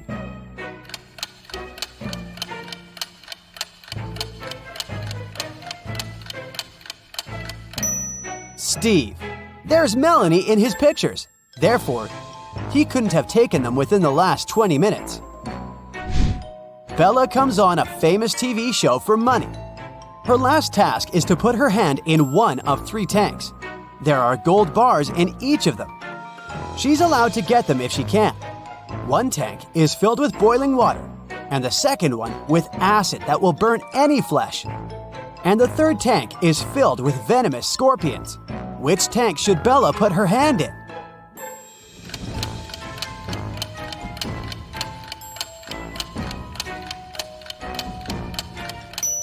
Bella should just wait until the boiled water cools off and use the first tank.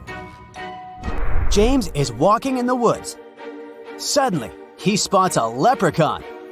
James grabs the creature and asks him, "Where's your gold? Answer me now!"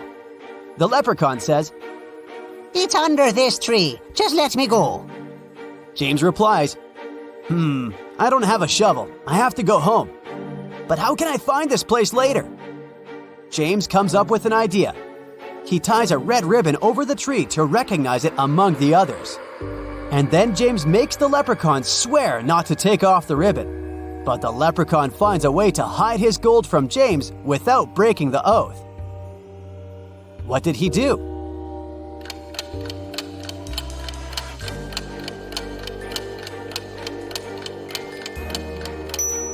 He tied a red ribbon on every tree in this forest. Tricky leprechauns. Holly and Sally prepare a new prank.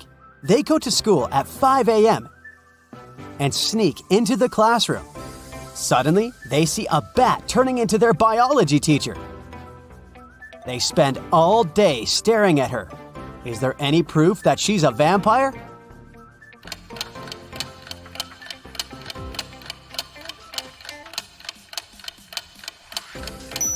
Take a look at her coat. She's hiding a very peculiar object in her pocket. Let's take a closer look at this group of people. One of the ladies is kidnapped. Can you guess who?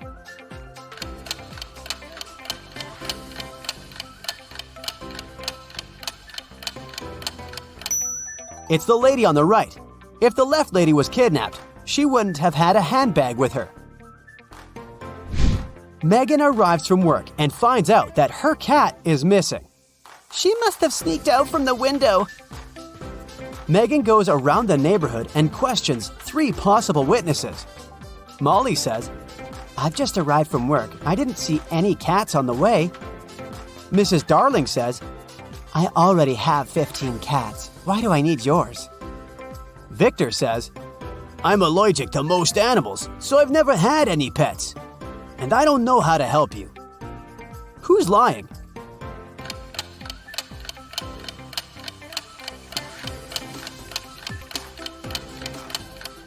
Victor. There are cat footprints in his garden leading to a pet door on his porch. So he obviously has a pet. 4 people in Halloween costumes robbed a bank. But eventually, they get caught and arrested the same night. One of them is only 12 years old. Can you guess who?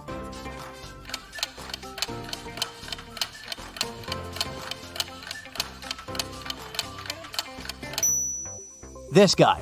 His hands are too small for these handcuffs. Which lady is richer?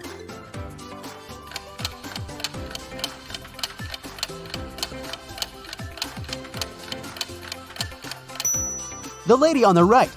Her name is engraved on a handbag, and another woman is proudly wearing it. On Monday afternoon, students find their math teacher unconscious in the classroom. Someone attacked him during the lunch break. The police suspect that the criminal is one of the students. Can you spot this person?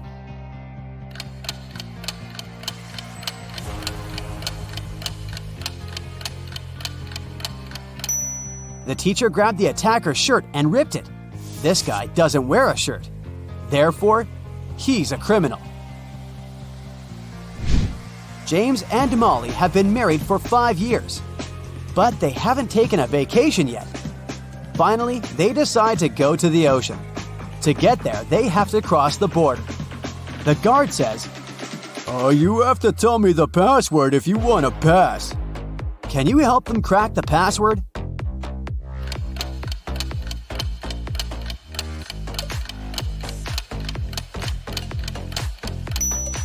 You should literally count the number of benches, trees, and apples in this area. So the code is 471. Dan and Sam are hanging out on a beach. Dan plays volleyball and then goes to a beach cafe to have some drinks. Dan tries his coconut. Soon after that, he feels sick and faints. Sam calls 911 and they take Dan to the hospital. The policeman questions 3 suspects. Sam says, he drank a coconut from this cafe and felt sick. I think the waiter poisoned him. The waiter says, why would I do that? Dan played volleyball before coming here and won the game. Perhaps his opponent decided to get revenge. And Kyle, the opponent, replies, We finished the game and I went swimming in the sea. Who poisoned Dan?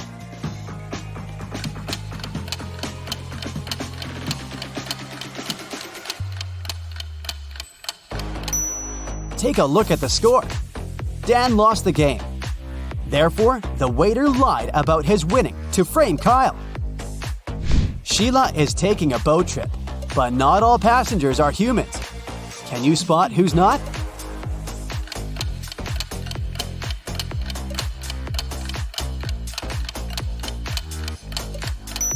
Take a look at the broomstick. It's levitating. She's a witch. It's a sunny Sunday morning. Gia and her daughter Lizzie are watching TV. According to the forecast, it will be a rainy and windy day today. Gia says, "Lizzie, please don't go outside today. You may catch a cold." Gia goes shopping and leaves Lizzie home alone. She comes back in about 2 hours. It was raining, and Gia immediately realizes that Lizzie did go outside. How did she know?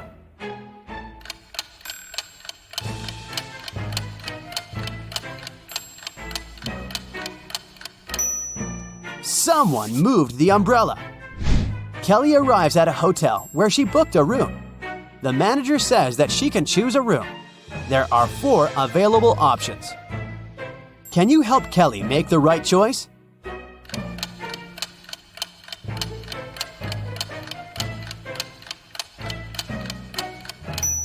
There's a stinky dump behind the window in the first room. As for the second room, there's someone watching through this painting. And there's a zombie in the closet in the fourth room. So Kelly should stay in the third room. Jack is a successful lawyer. He has a small country house where he lives alone. Once he goes on a business trip, 5 days later he gets home and discovers that someone has entered his office. His enemies must have searched it. How did he know?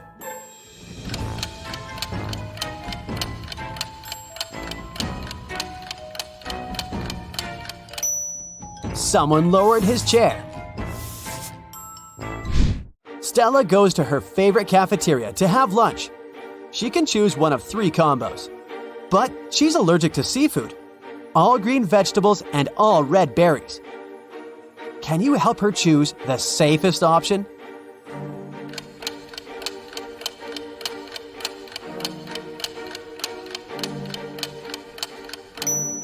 First of all, let's exclude the third lunch. There are shrimp swimming in this soup.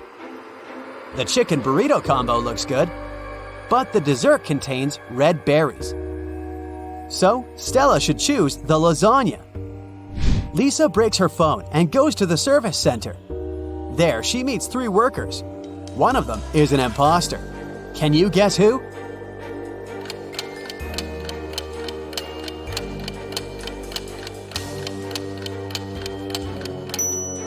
This first guy. He's using a regular fork to repair the device.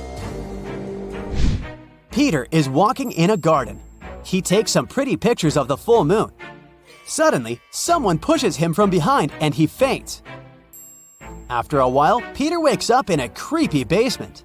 A mysterious voice says that Peter can escape through one of these 3 doors.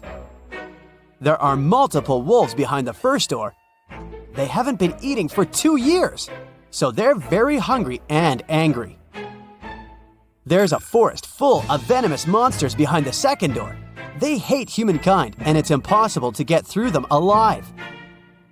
And there's a creepy werewolf waiting behind the third door. Which way is more or less safe?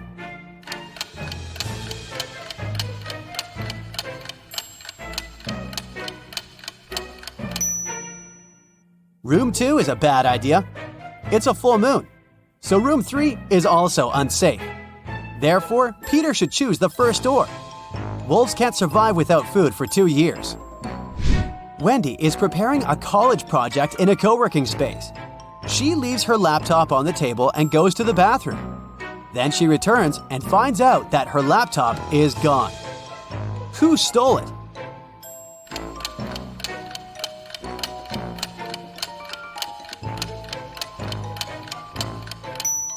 It's the lady on the right. Her hoodie pocket has an odd square shape. It wasn't Sam's luckiest day. He woke up in a high-tech lab and found a bizarre note next to the sofa he was lying on. The tiny piece of paper claimed that the guy had to complete a series of tests to escape. First of all, he had to choose one of 3 rooms. The first room had a locked door with a security code. The second room was guarded by a terrifying robot that was supposed to charge at anyone who entered. And the third room had a timer set to 60 seconds and a large container with water. Which room should Sam pick to survive?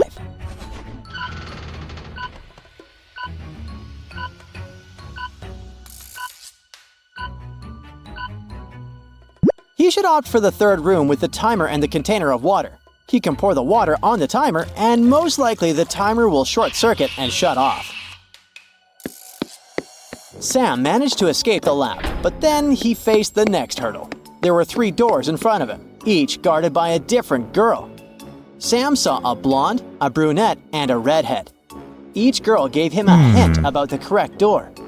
The blonde said, "Choose my door if you want to get out."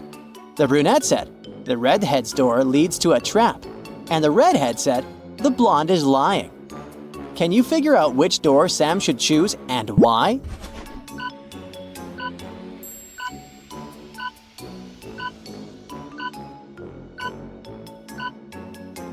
Sam should pick the brunette's door. If the redhead is telling the truth that the blonde is lying, then the blonde's door does not lead to freedom. If the brunette says the redhead's door leads to a trap and the redhead is lying, then the redhead's door does indeed lead to a trap.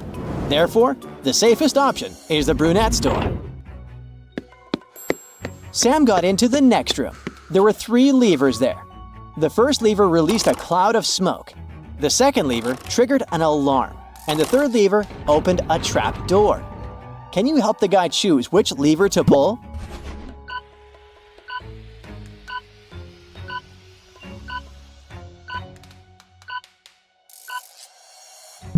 Sam should pull the third lever that opens the trap door. It may give him a way out. Meanwhile, the smoke and alarm are likely to be just distractions or warnings. So, Sam pulled the third lever. The floor disappeared from under his feet and the guys fell down into a dark tunnel. In a few seconds, he found himself in another lab. On the table, he spotted 2 beakers.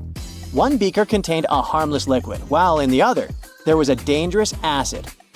There were labels on each beaker. One claimed harmless liquid, and the other said dangerous acid.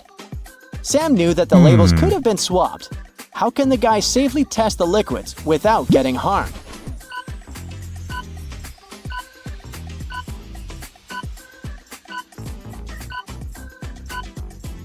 Sam can pour a small amount of liquid from the beaker labeled harmless liquid into a test tube.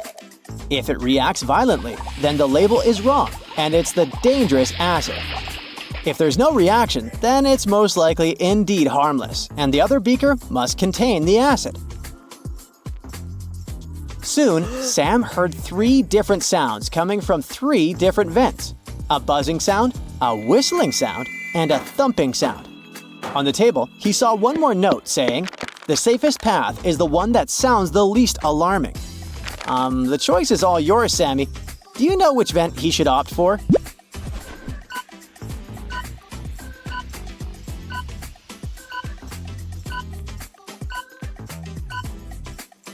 Sam should crawl into the vent with the whistling sound. It's less alarming compared to the buzzing, which could mean serious electrical issues, or the thumping, which might be some dangerous machinery. The vent with the whistling sound turned out to be safe, and Sam got into a lab with 2 doors. Behind one of the doors, there was a dance-off with a group of girls who wouldn't stop dancing. And behind the other door, there was the only exit. But how can Sam figure out which door leads to freedom? Can you help him solve this mystery?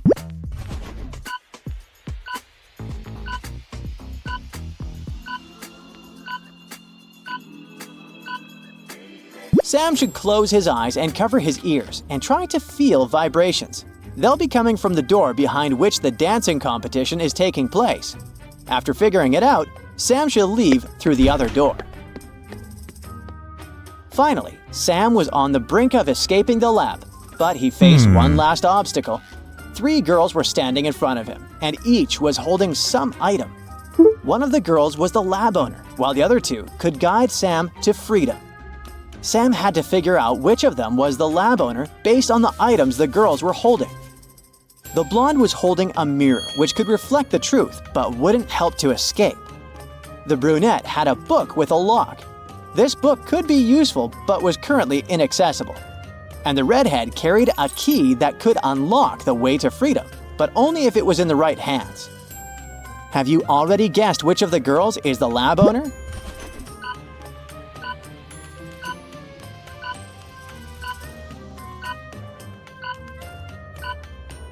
The lab owner is the smiling girl with the locked book.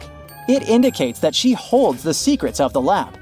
The mirror provides no useful information at the moment, but the key held by the redhead can help Sam escape. He should use the key to unlock the door to freedom. After getting away from the lab and its insane owner, Sam thought that his adventures had finished. Unfortunately, it was just wishful thinking. He was just walking home from work when he heard screams coming from a nearby house. Sam rushed in to help. Soon, he found himself in a basement.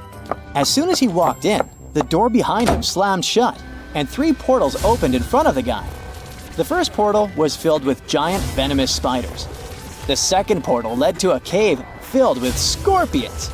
In the third portal, 7 hungry lions were waiting for their future dinner. Which portal should Sam choose to survive?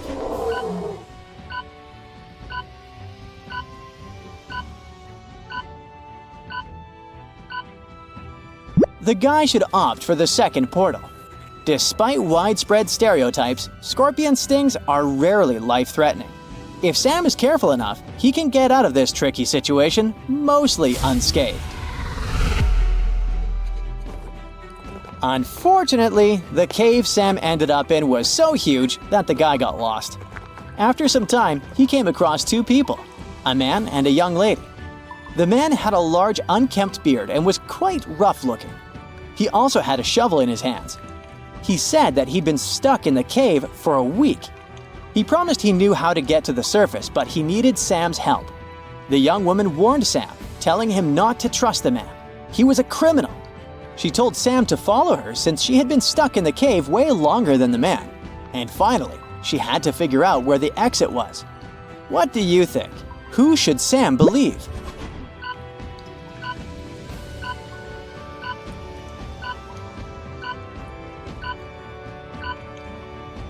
Sam decided to follow the man. If the girl had been in the cave for so long, why did she look so tidy and have fresh flowers in her hair? Right after Sam returned to his native town, a terrible storm happened there. It caused a serious blackout. Using the darkness, some criminals locked Sam away. The building where he was kept had 3 doors. Sam could use one of them to escape. But the first door hid a trap that would crush anyone as soon as they entered. Behind the second door, there were chainsaws that could cut anything into pieces in no time. And flesh-eating acid was bubbling behind the third door. Which door should Sam pick to survive?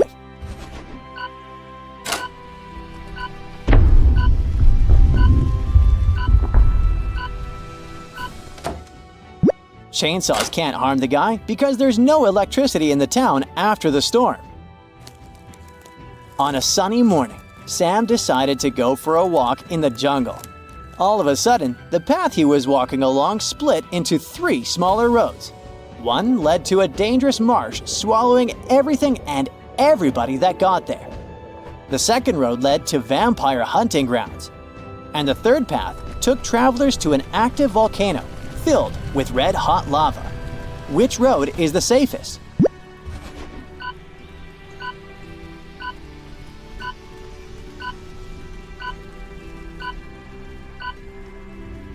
Sam should opt for the second path. Even if vampires did exist, they wouldn't show up in bright daylight.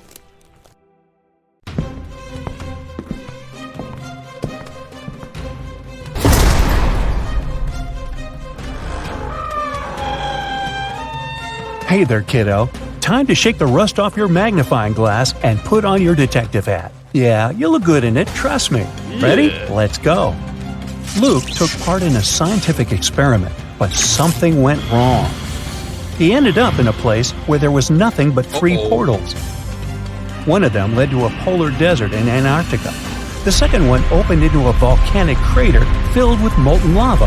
And behind the third portal, there was the dinosaur age, with huge diplodocuses roaming around. Which portal should the man choose?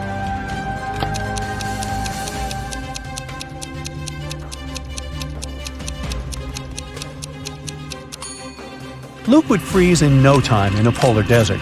Molten lava isn't even an option. But diplodocuses are totally harmless to people. They only eat plants. Luke just needs to stay out of their way. Martin was playing tennis with his friend David. At one point, he hit the ball a little bit too hard. The ball flew into the air and fell down a hollow fence post. The post was quite narrow, and the ball barely fit there, but still, it got to the very bottom. Try as he might, Martin couldn't get the ball out of the pipe. Luckily, David had an idea. In no time, the guy helped Martin get the ball back. How did he do it?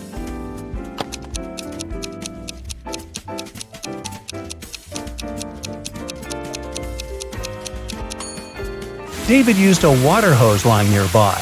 He filled the pipe with water, and the ball floated up. Once, a prison guard accidentally overheard very disturbing rumors. Someone was planning a prison break. The guard watched all the footage from the surveillance cameras and discovered that 2 women had been behaving suspiciously. One of them was a former bodybuilder, muscular with short hair and covered in tattoos. The other was quiet and reserved. She preferred to spend time on her own. After watching the video several times, the guard managed to figure out which woman was planning to escape. Can you do the same?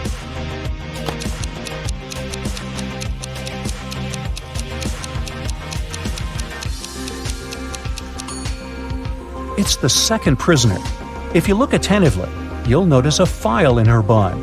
She can use it to cut through the metal bars. Rachel called the police early in the morning. When they arrived, she told the officers her story. "I work in a museum. Yesterday, I took home several ancient books.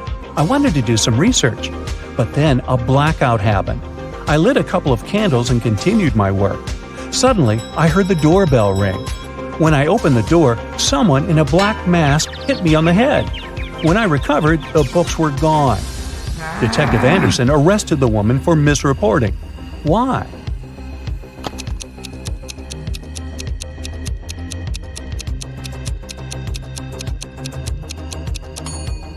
If there had been a blackout, the doorbell wouldn't have been working.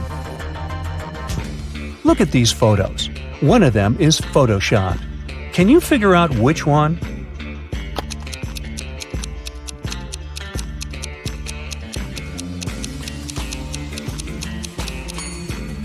It's the picture in the middle. The kite is moving in the wrong direction. If the photo was real, the kite would be moving along with the wind in the same direction as the flag. Look at these guys. Who is actually poor?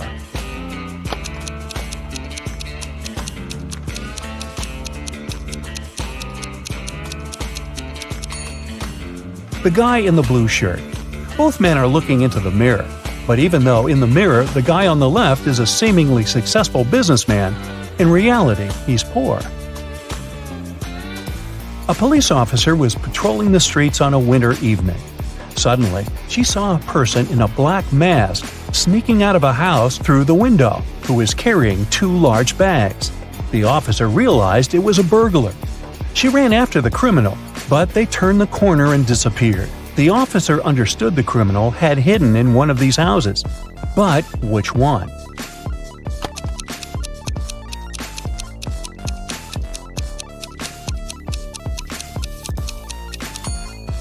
It can't be the house on the left. As you see, there are too many people inside. There are no footprints in the snow leading to the house on the right. It means no one has been there for quite some time, which leaves us with the house in the middle. There are 4 cups on the counter, all of them upturned and hiding the same number of sweets underneath. Near each of the cups, there is a sign that says how many sweets are under it. The signs are 5 or 6, 7 or 8, 6 or 7, and 7 or 5. Only one of these signs is correct. How many sweets are there under each cup?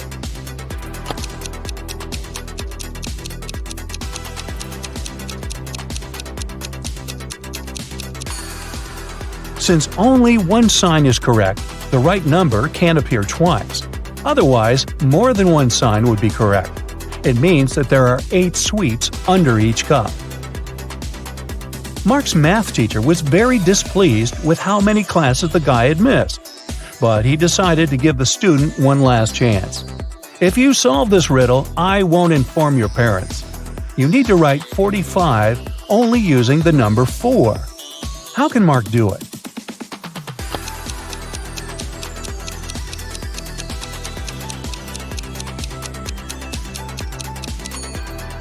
Like this: 44 divided by 44 plus 44. During which month do people sleep the least?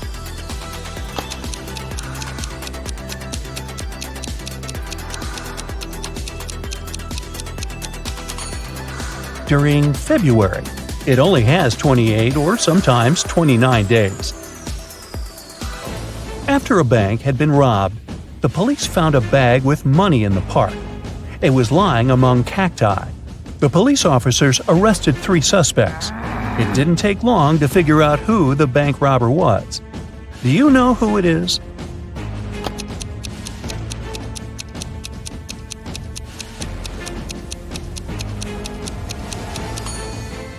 It's the man on the left.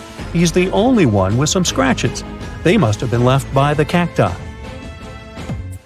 You have 5 pieces of a chain, and each of them is made up of 3 links. You have to make a long chain out of these 5 pieces.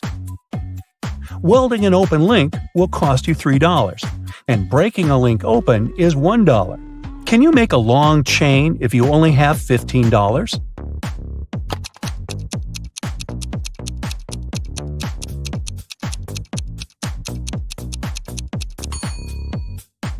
First, take one piece of chain and break all of its 3 links open. That'll cost you $3. Then, link the remaining 4 pieces of the chain with these open links. Welding these links will cost you another $9. In total, you'll only pay $12. Thomas was a traveler who needed to get to town X. Sometime into his journey, he reached a fork in the road. He didn't know which road to pick. Only one way led to the town. Luckily, he saw 2 men standing by.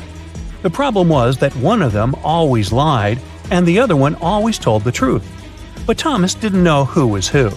Even worse, the men were quite unfriendly and agreed to answer only one question. So, which question should it be?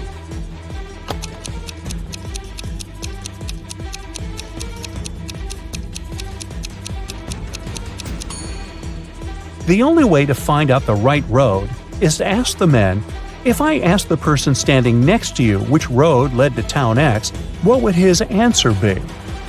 The liar will point in the wrong direction. The man who always tells the truth will also point in the same wrong direction. This way, Thomas will just need to choose the other road.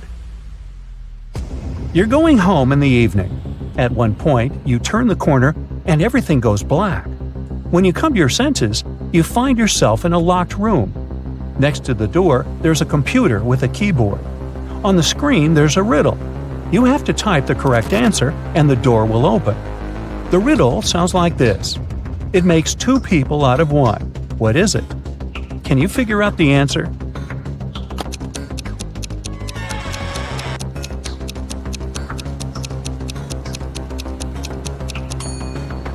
The correct answer is a mirror.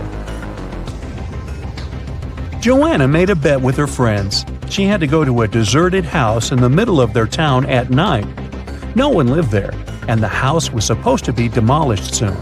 But rumor had it, a mad scientist used that building as his lab.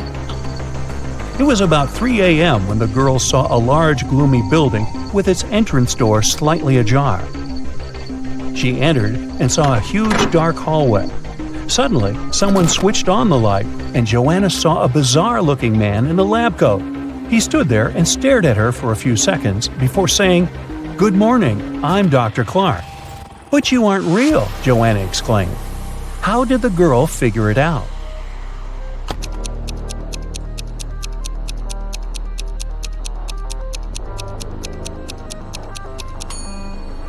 Even though the scientist had a reflection in the mirror, he didn't cast a shadow. It was a hologram. Jake is a very rich guy. He lives in a mansion with a gardener, a cook, and a housemaid. One day he goes on a business trip and returns 2 days later. Oh no! Someone put a huge coffee stain on his exclusive white sofa. Jake gets furious and interrogates his staff. The housemaid says, "Yesterday I had a day off, so I spent it outside the mansion. As for today, I cleaned the living room first, and then I focused on the bathrooms, and the sofa was fine." The gardener says, "Yesterday, new plants were delivered. I was very busy planting 6 palm trees in front of the house, so I didn't have the chance to chill indoors." And the cook says, "I was trying new recipes in the kitchen and filming vlogs for my subscribers. I never hang out in your living room, sir." Who's lying?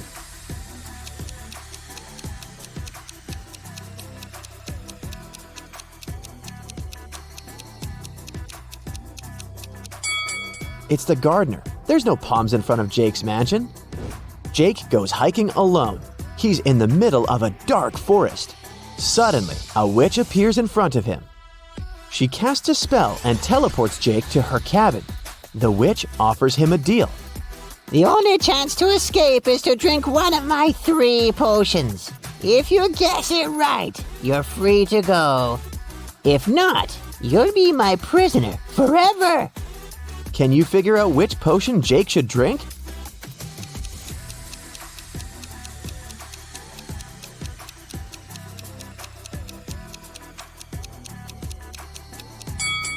Take a closer look at the emojis that imply the potion ingredients.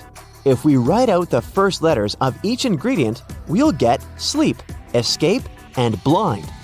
So, Jake should pick the second potion. Jake drinks the potion and teleports to a desert island. There's only 1 coconut tree and 1 banana tree, but Jake can only eat from one of them. Which tree should he choose?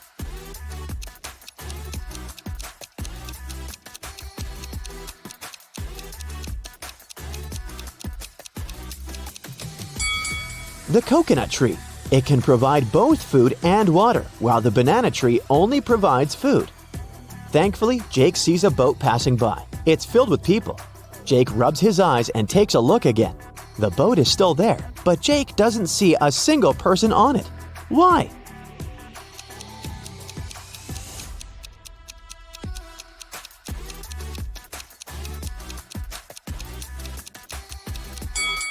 Because all the people are married. The boat takes Jake to the nearest town. There are 4 people standing on the pier. One of them is a cop working undercover. Can you guess who?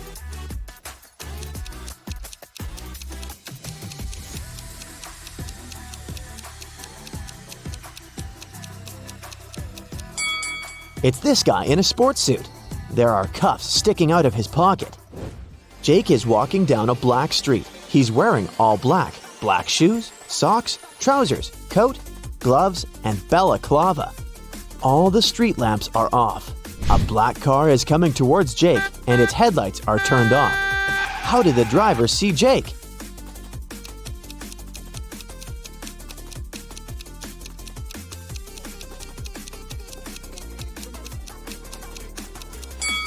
It's daytime.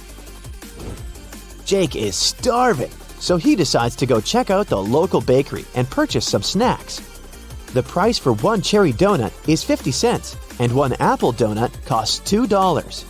They also have lemon donuts. The price is $1.50 per item. Can you calculate the price for 1 blueberry donut?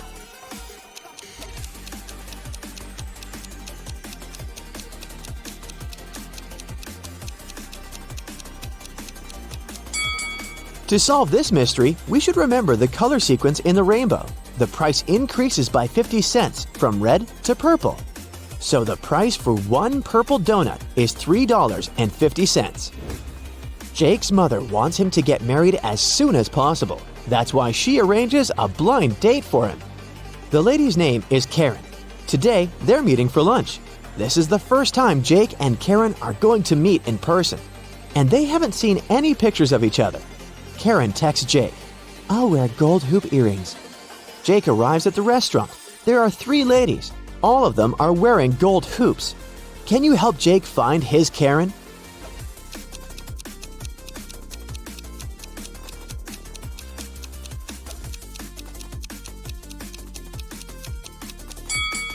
Let's take a look at the second table. There are 2 dinner servings and cutlery for 2 people. This lady is already with someone. The third lady has already drunk half of her milkshake, and she's busy working on her laptop. She's not here for a date, so Karen is the first lady. The next morning, Jake arrives at his office. There's a huge gift box on his desk. The sender is unknown. Only 3 people are in the office today: Mia, Prudence, and Paul. Jake questions them. Mia says, "I was preparing and printing some documents for you. We have a great business deal to sign." Paul says, "My alarm didn't work today. I overslept and just arrived. I don't know who brought the gift." And Prudence says, "I don't know who did it. I was trying to fix the printer, but it won't work. Someone broke it yesterday." Who's lying?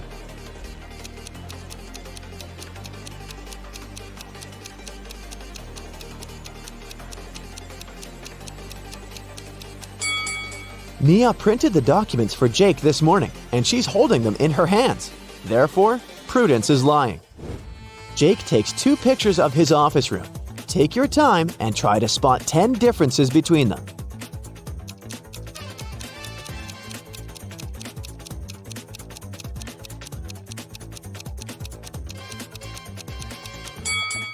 Ready to see the answer? Here they are. He's in the middle of a creepy abandoned village in the woods.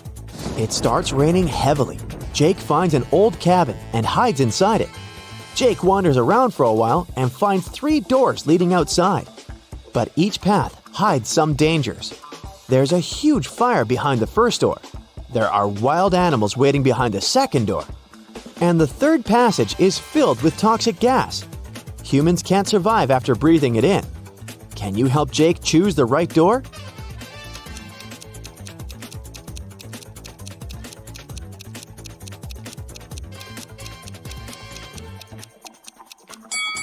The first one. It's been raining heavily in the woods, and the door's leading outside the house, so the fire was gone a long time ago. Jake checks the maps. Karen's place is nearby, so he decides to walk. On the way, he finds 3 bushes with different herbs. Yay! I can collect some of them to put in tea! But only one of these herbs is actually safe. Can you guess which one?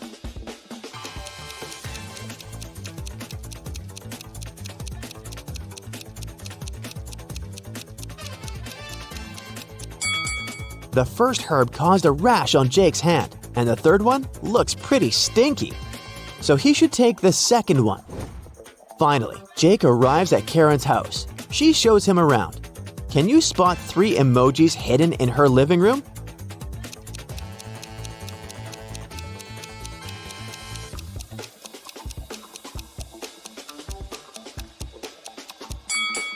Here they are. Then, Jake goes to the bathroom to wash his hands. Can you find 3 hidden emojis here?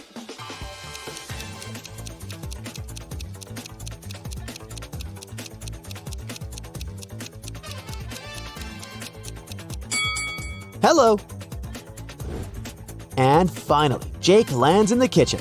There are 3 emojis here. Can you see them?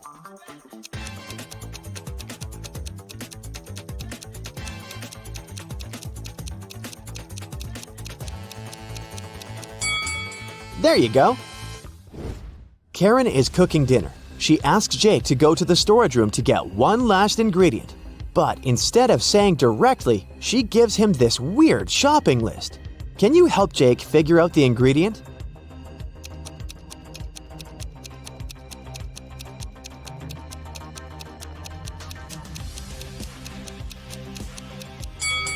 The number implies the letter we should pick out of each word. The encrypted word is pepper. And now let's take a look at the color of the note. It's written with a red marker. Therefore, Jake needs to get a red pepper.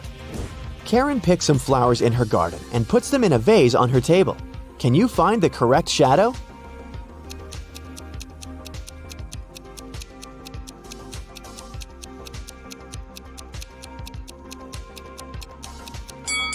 The third one.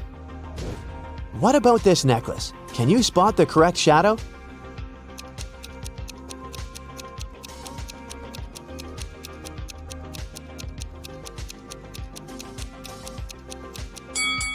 The first one is the perfect match.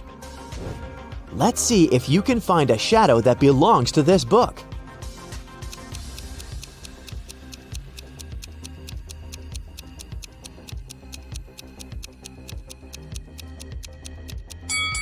The fourth option is correct. Jake turns on the TV news. Airport security guards got an urgent report. One of the passengers came back to the country with a stolen ancient treasure from Paris. The guards initiated a check. The mysterious passenger blended into the crowd, but they managed to find 4 suspects. Jake spots the thief right away. What about you?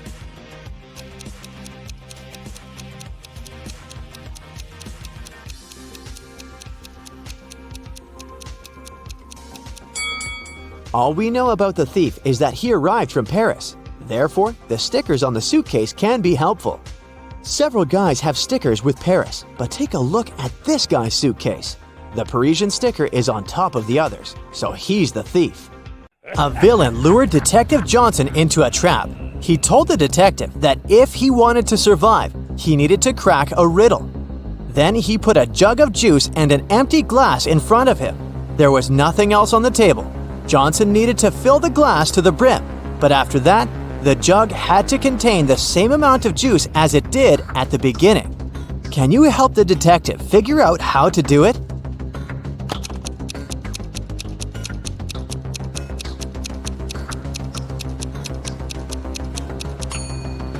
It's very simple. The detective should pour the drink into the glass and then place it inside the jug. An elderly lady was walking in the park when a stranger grabbed her bag and hurried away. The woman told the police the man was wearing a coat, a hat, and glasses. He also had a mustache. The police officers ran in the direction the lady showed them. Some distance away, they found the hat, coat, and glasses lying on the ground. They realized that the criminal could be hiding in the nearby cafe. Look at these 4 men. All of them are cafe visitors. You need to understand who took the bag from the elderly woman.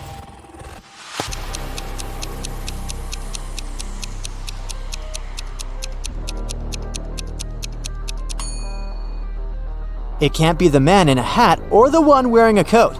The criminal also got rid of his glasses, so it can't be the man in the corner. It means that the man wanted by the police is the one on the right. He has a small wound on his upper lip. He must have gotten rid of his fake mustache in a hurry. Builders were mixing sand, gravel, and cement for the foundation of a house. Suddenly, one of the workers noticed a small bird hopping along the top of the foundation wall. At one point, the bird misjudged the distance and fell down one of the holes between the blocks. No one could reach it since the bird was too far down. The hole was also too small for it to fly out of. Someone suggested using 2 sticks to try to pull the bird out, but this idea was rejected because it could easily injure the fragile bird. What would be the easiest way to get the bird out of the hole without hurting it?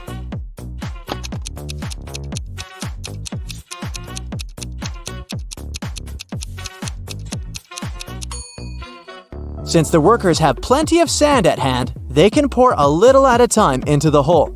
The bird would constantly keep shifting its position and get closer to the surface along with the rising sand. Now this riddle will require some thinking and analytical skills. You might even need to get a pen and a slip of paper. Listen attentively. 2 criminals were caught stealing. Detective Brightbrain suspects that the criminals are in cahoots. But this is just speculation and there's no proof.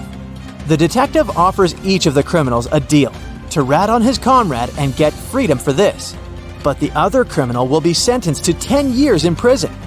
If the criminal refuses to testify, he'll spend 6 months in prison for refusing to cooperate with the investigation. If both testify against each other, both will receive 2 years in prison. The criminals are isolated from each other and cannot communicate. It's in everyone's interest to reduce the time spent behind bars as much as possible. What decision should each criminal make? Make a deal with the investigation or remain silent?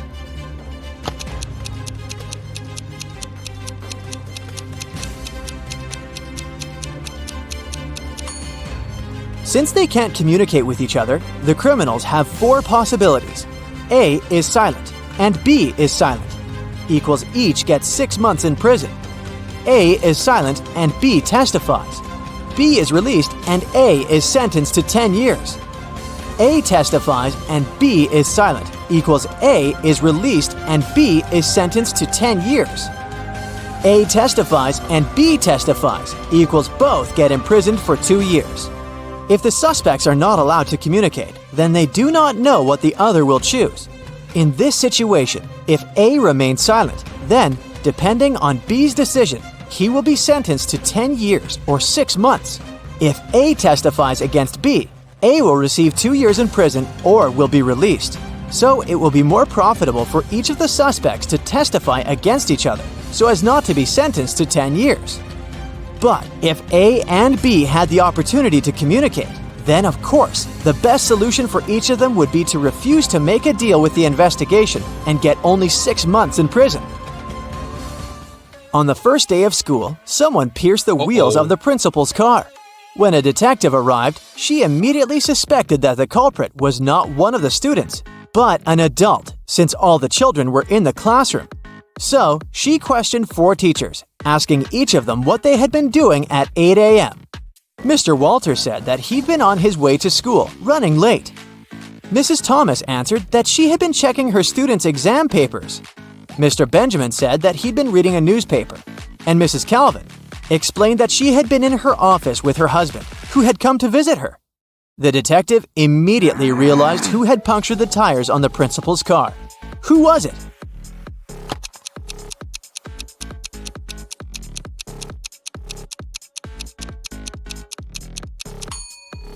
It was Mrs. Thomas. Oh, no. She couldn't be checking exam papers on the first day of school. Mary Levis was a famous detective. Once, she was gathering all available information on a tricky case. A well-known banker disappeared from his office. The detective had 5 suspects: Alice, Jack, Stephen, Nicholas, and Maria.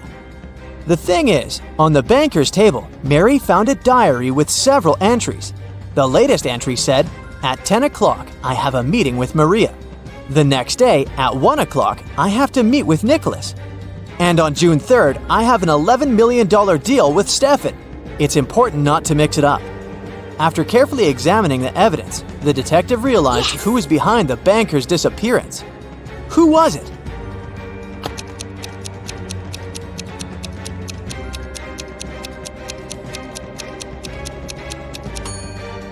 It was Jack.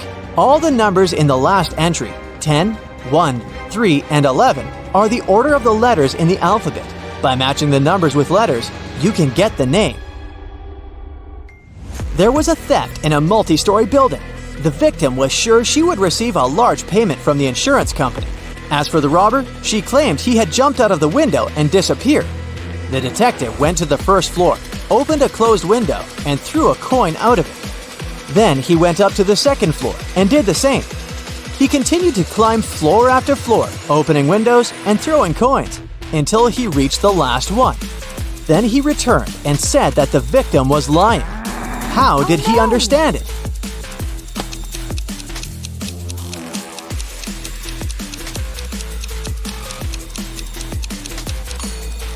The detective had to open every window on every floor.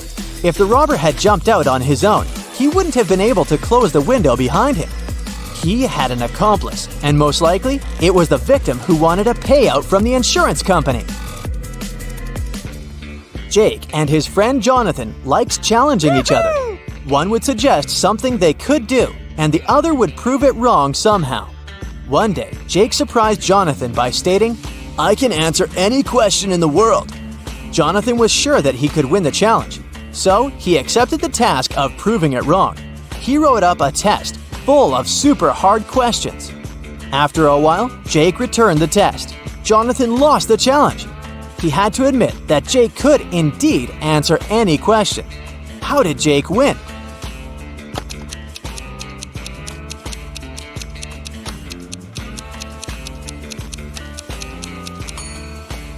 He indeed answered all the questions by writing, "I don't know." Two workmen were repairing a roof. Suddenly, they both fell down the chimney and found themselves in a large fireplace. One man's face was smeared with soot, but the face of the other was clean. The second man washed his face, but the worker whose face was dirty didn't, and just went back to work. Why?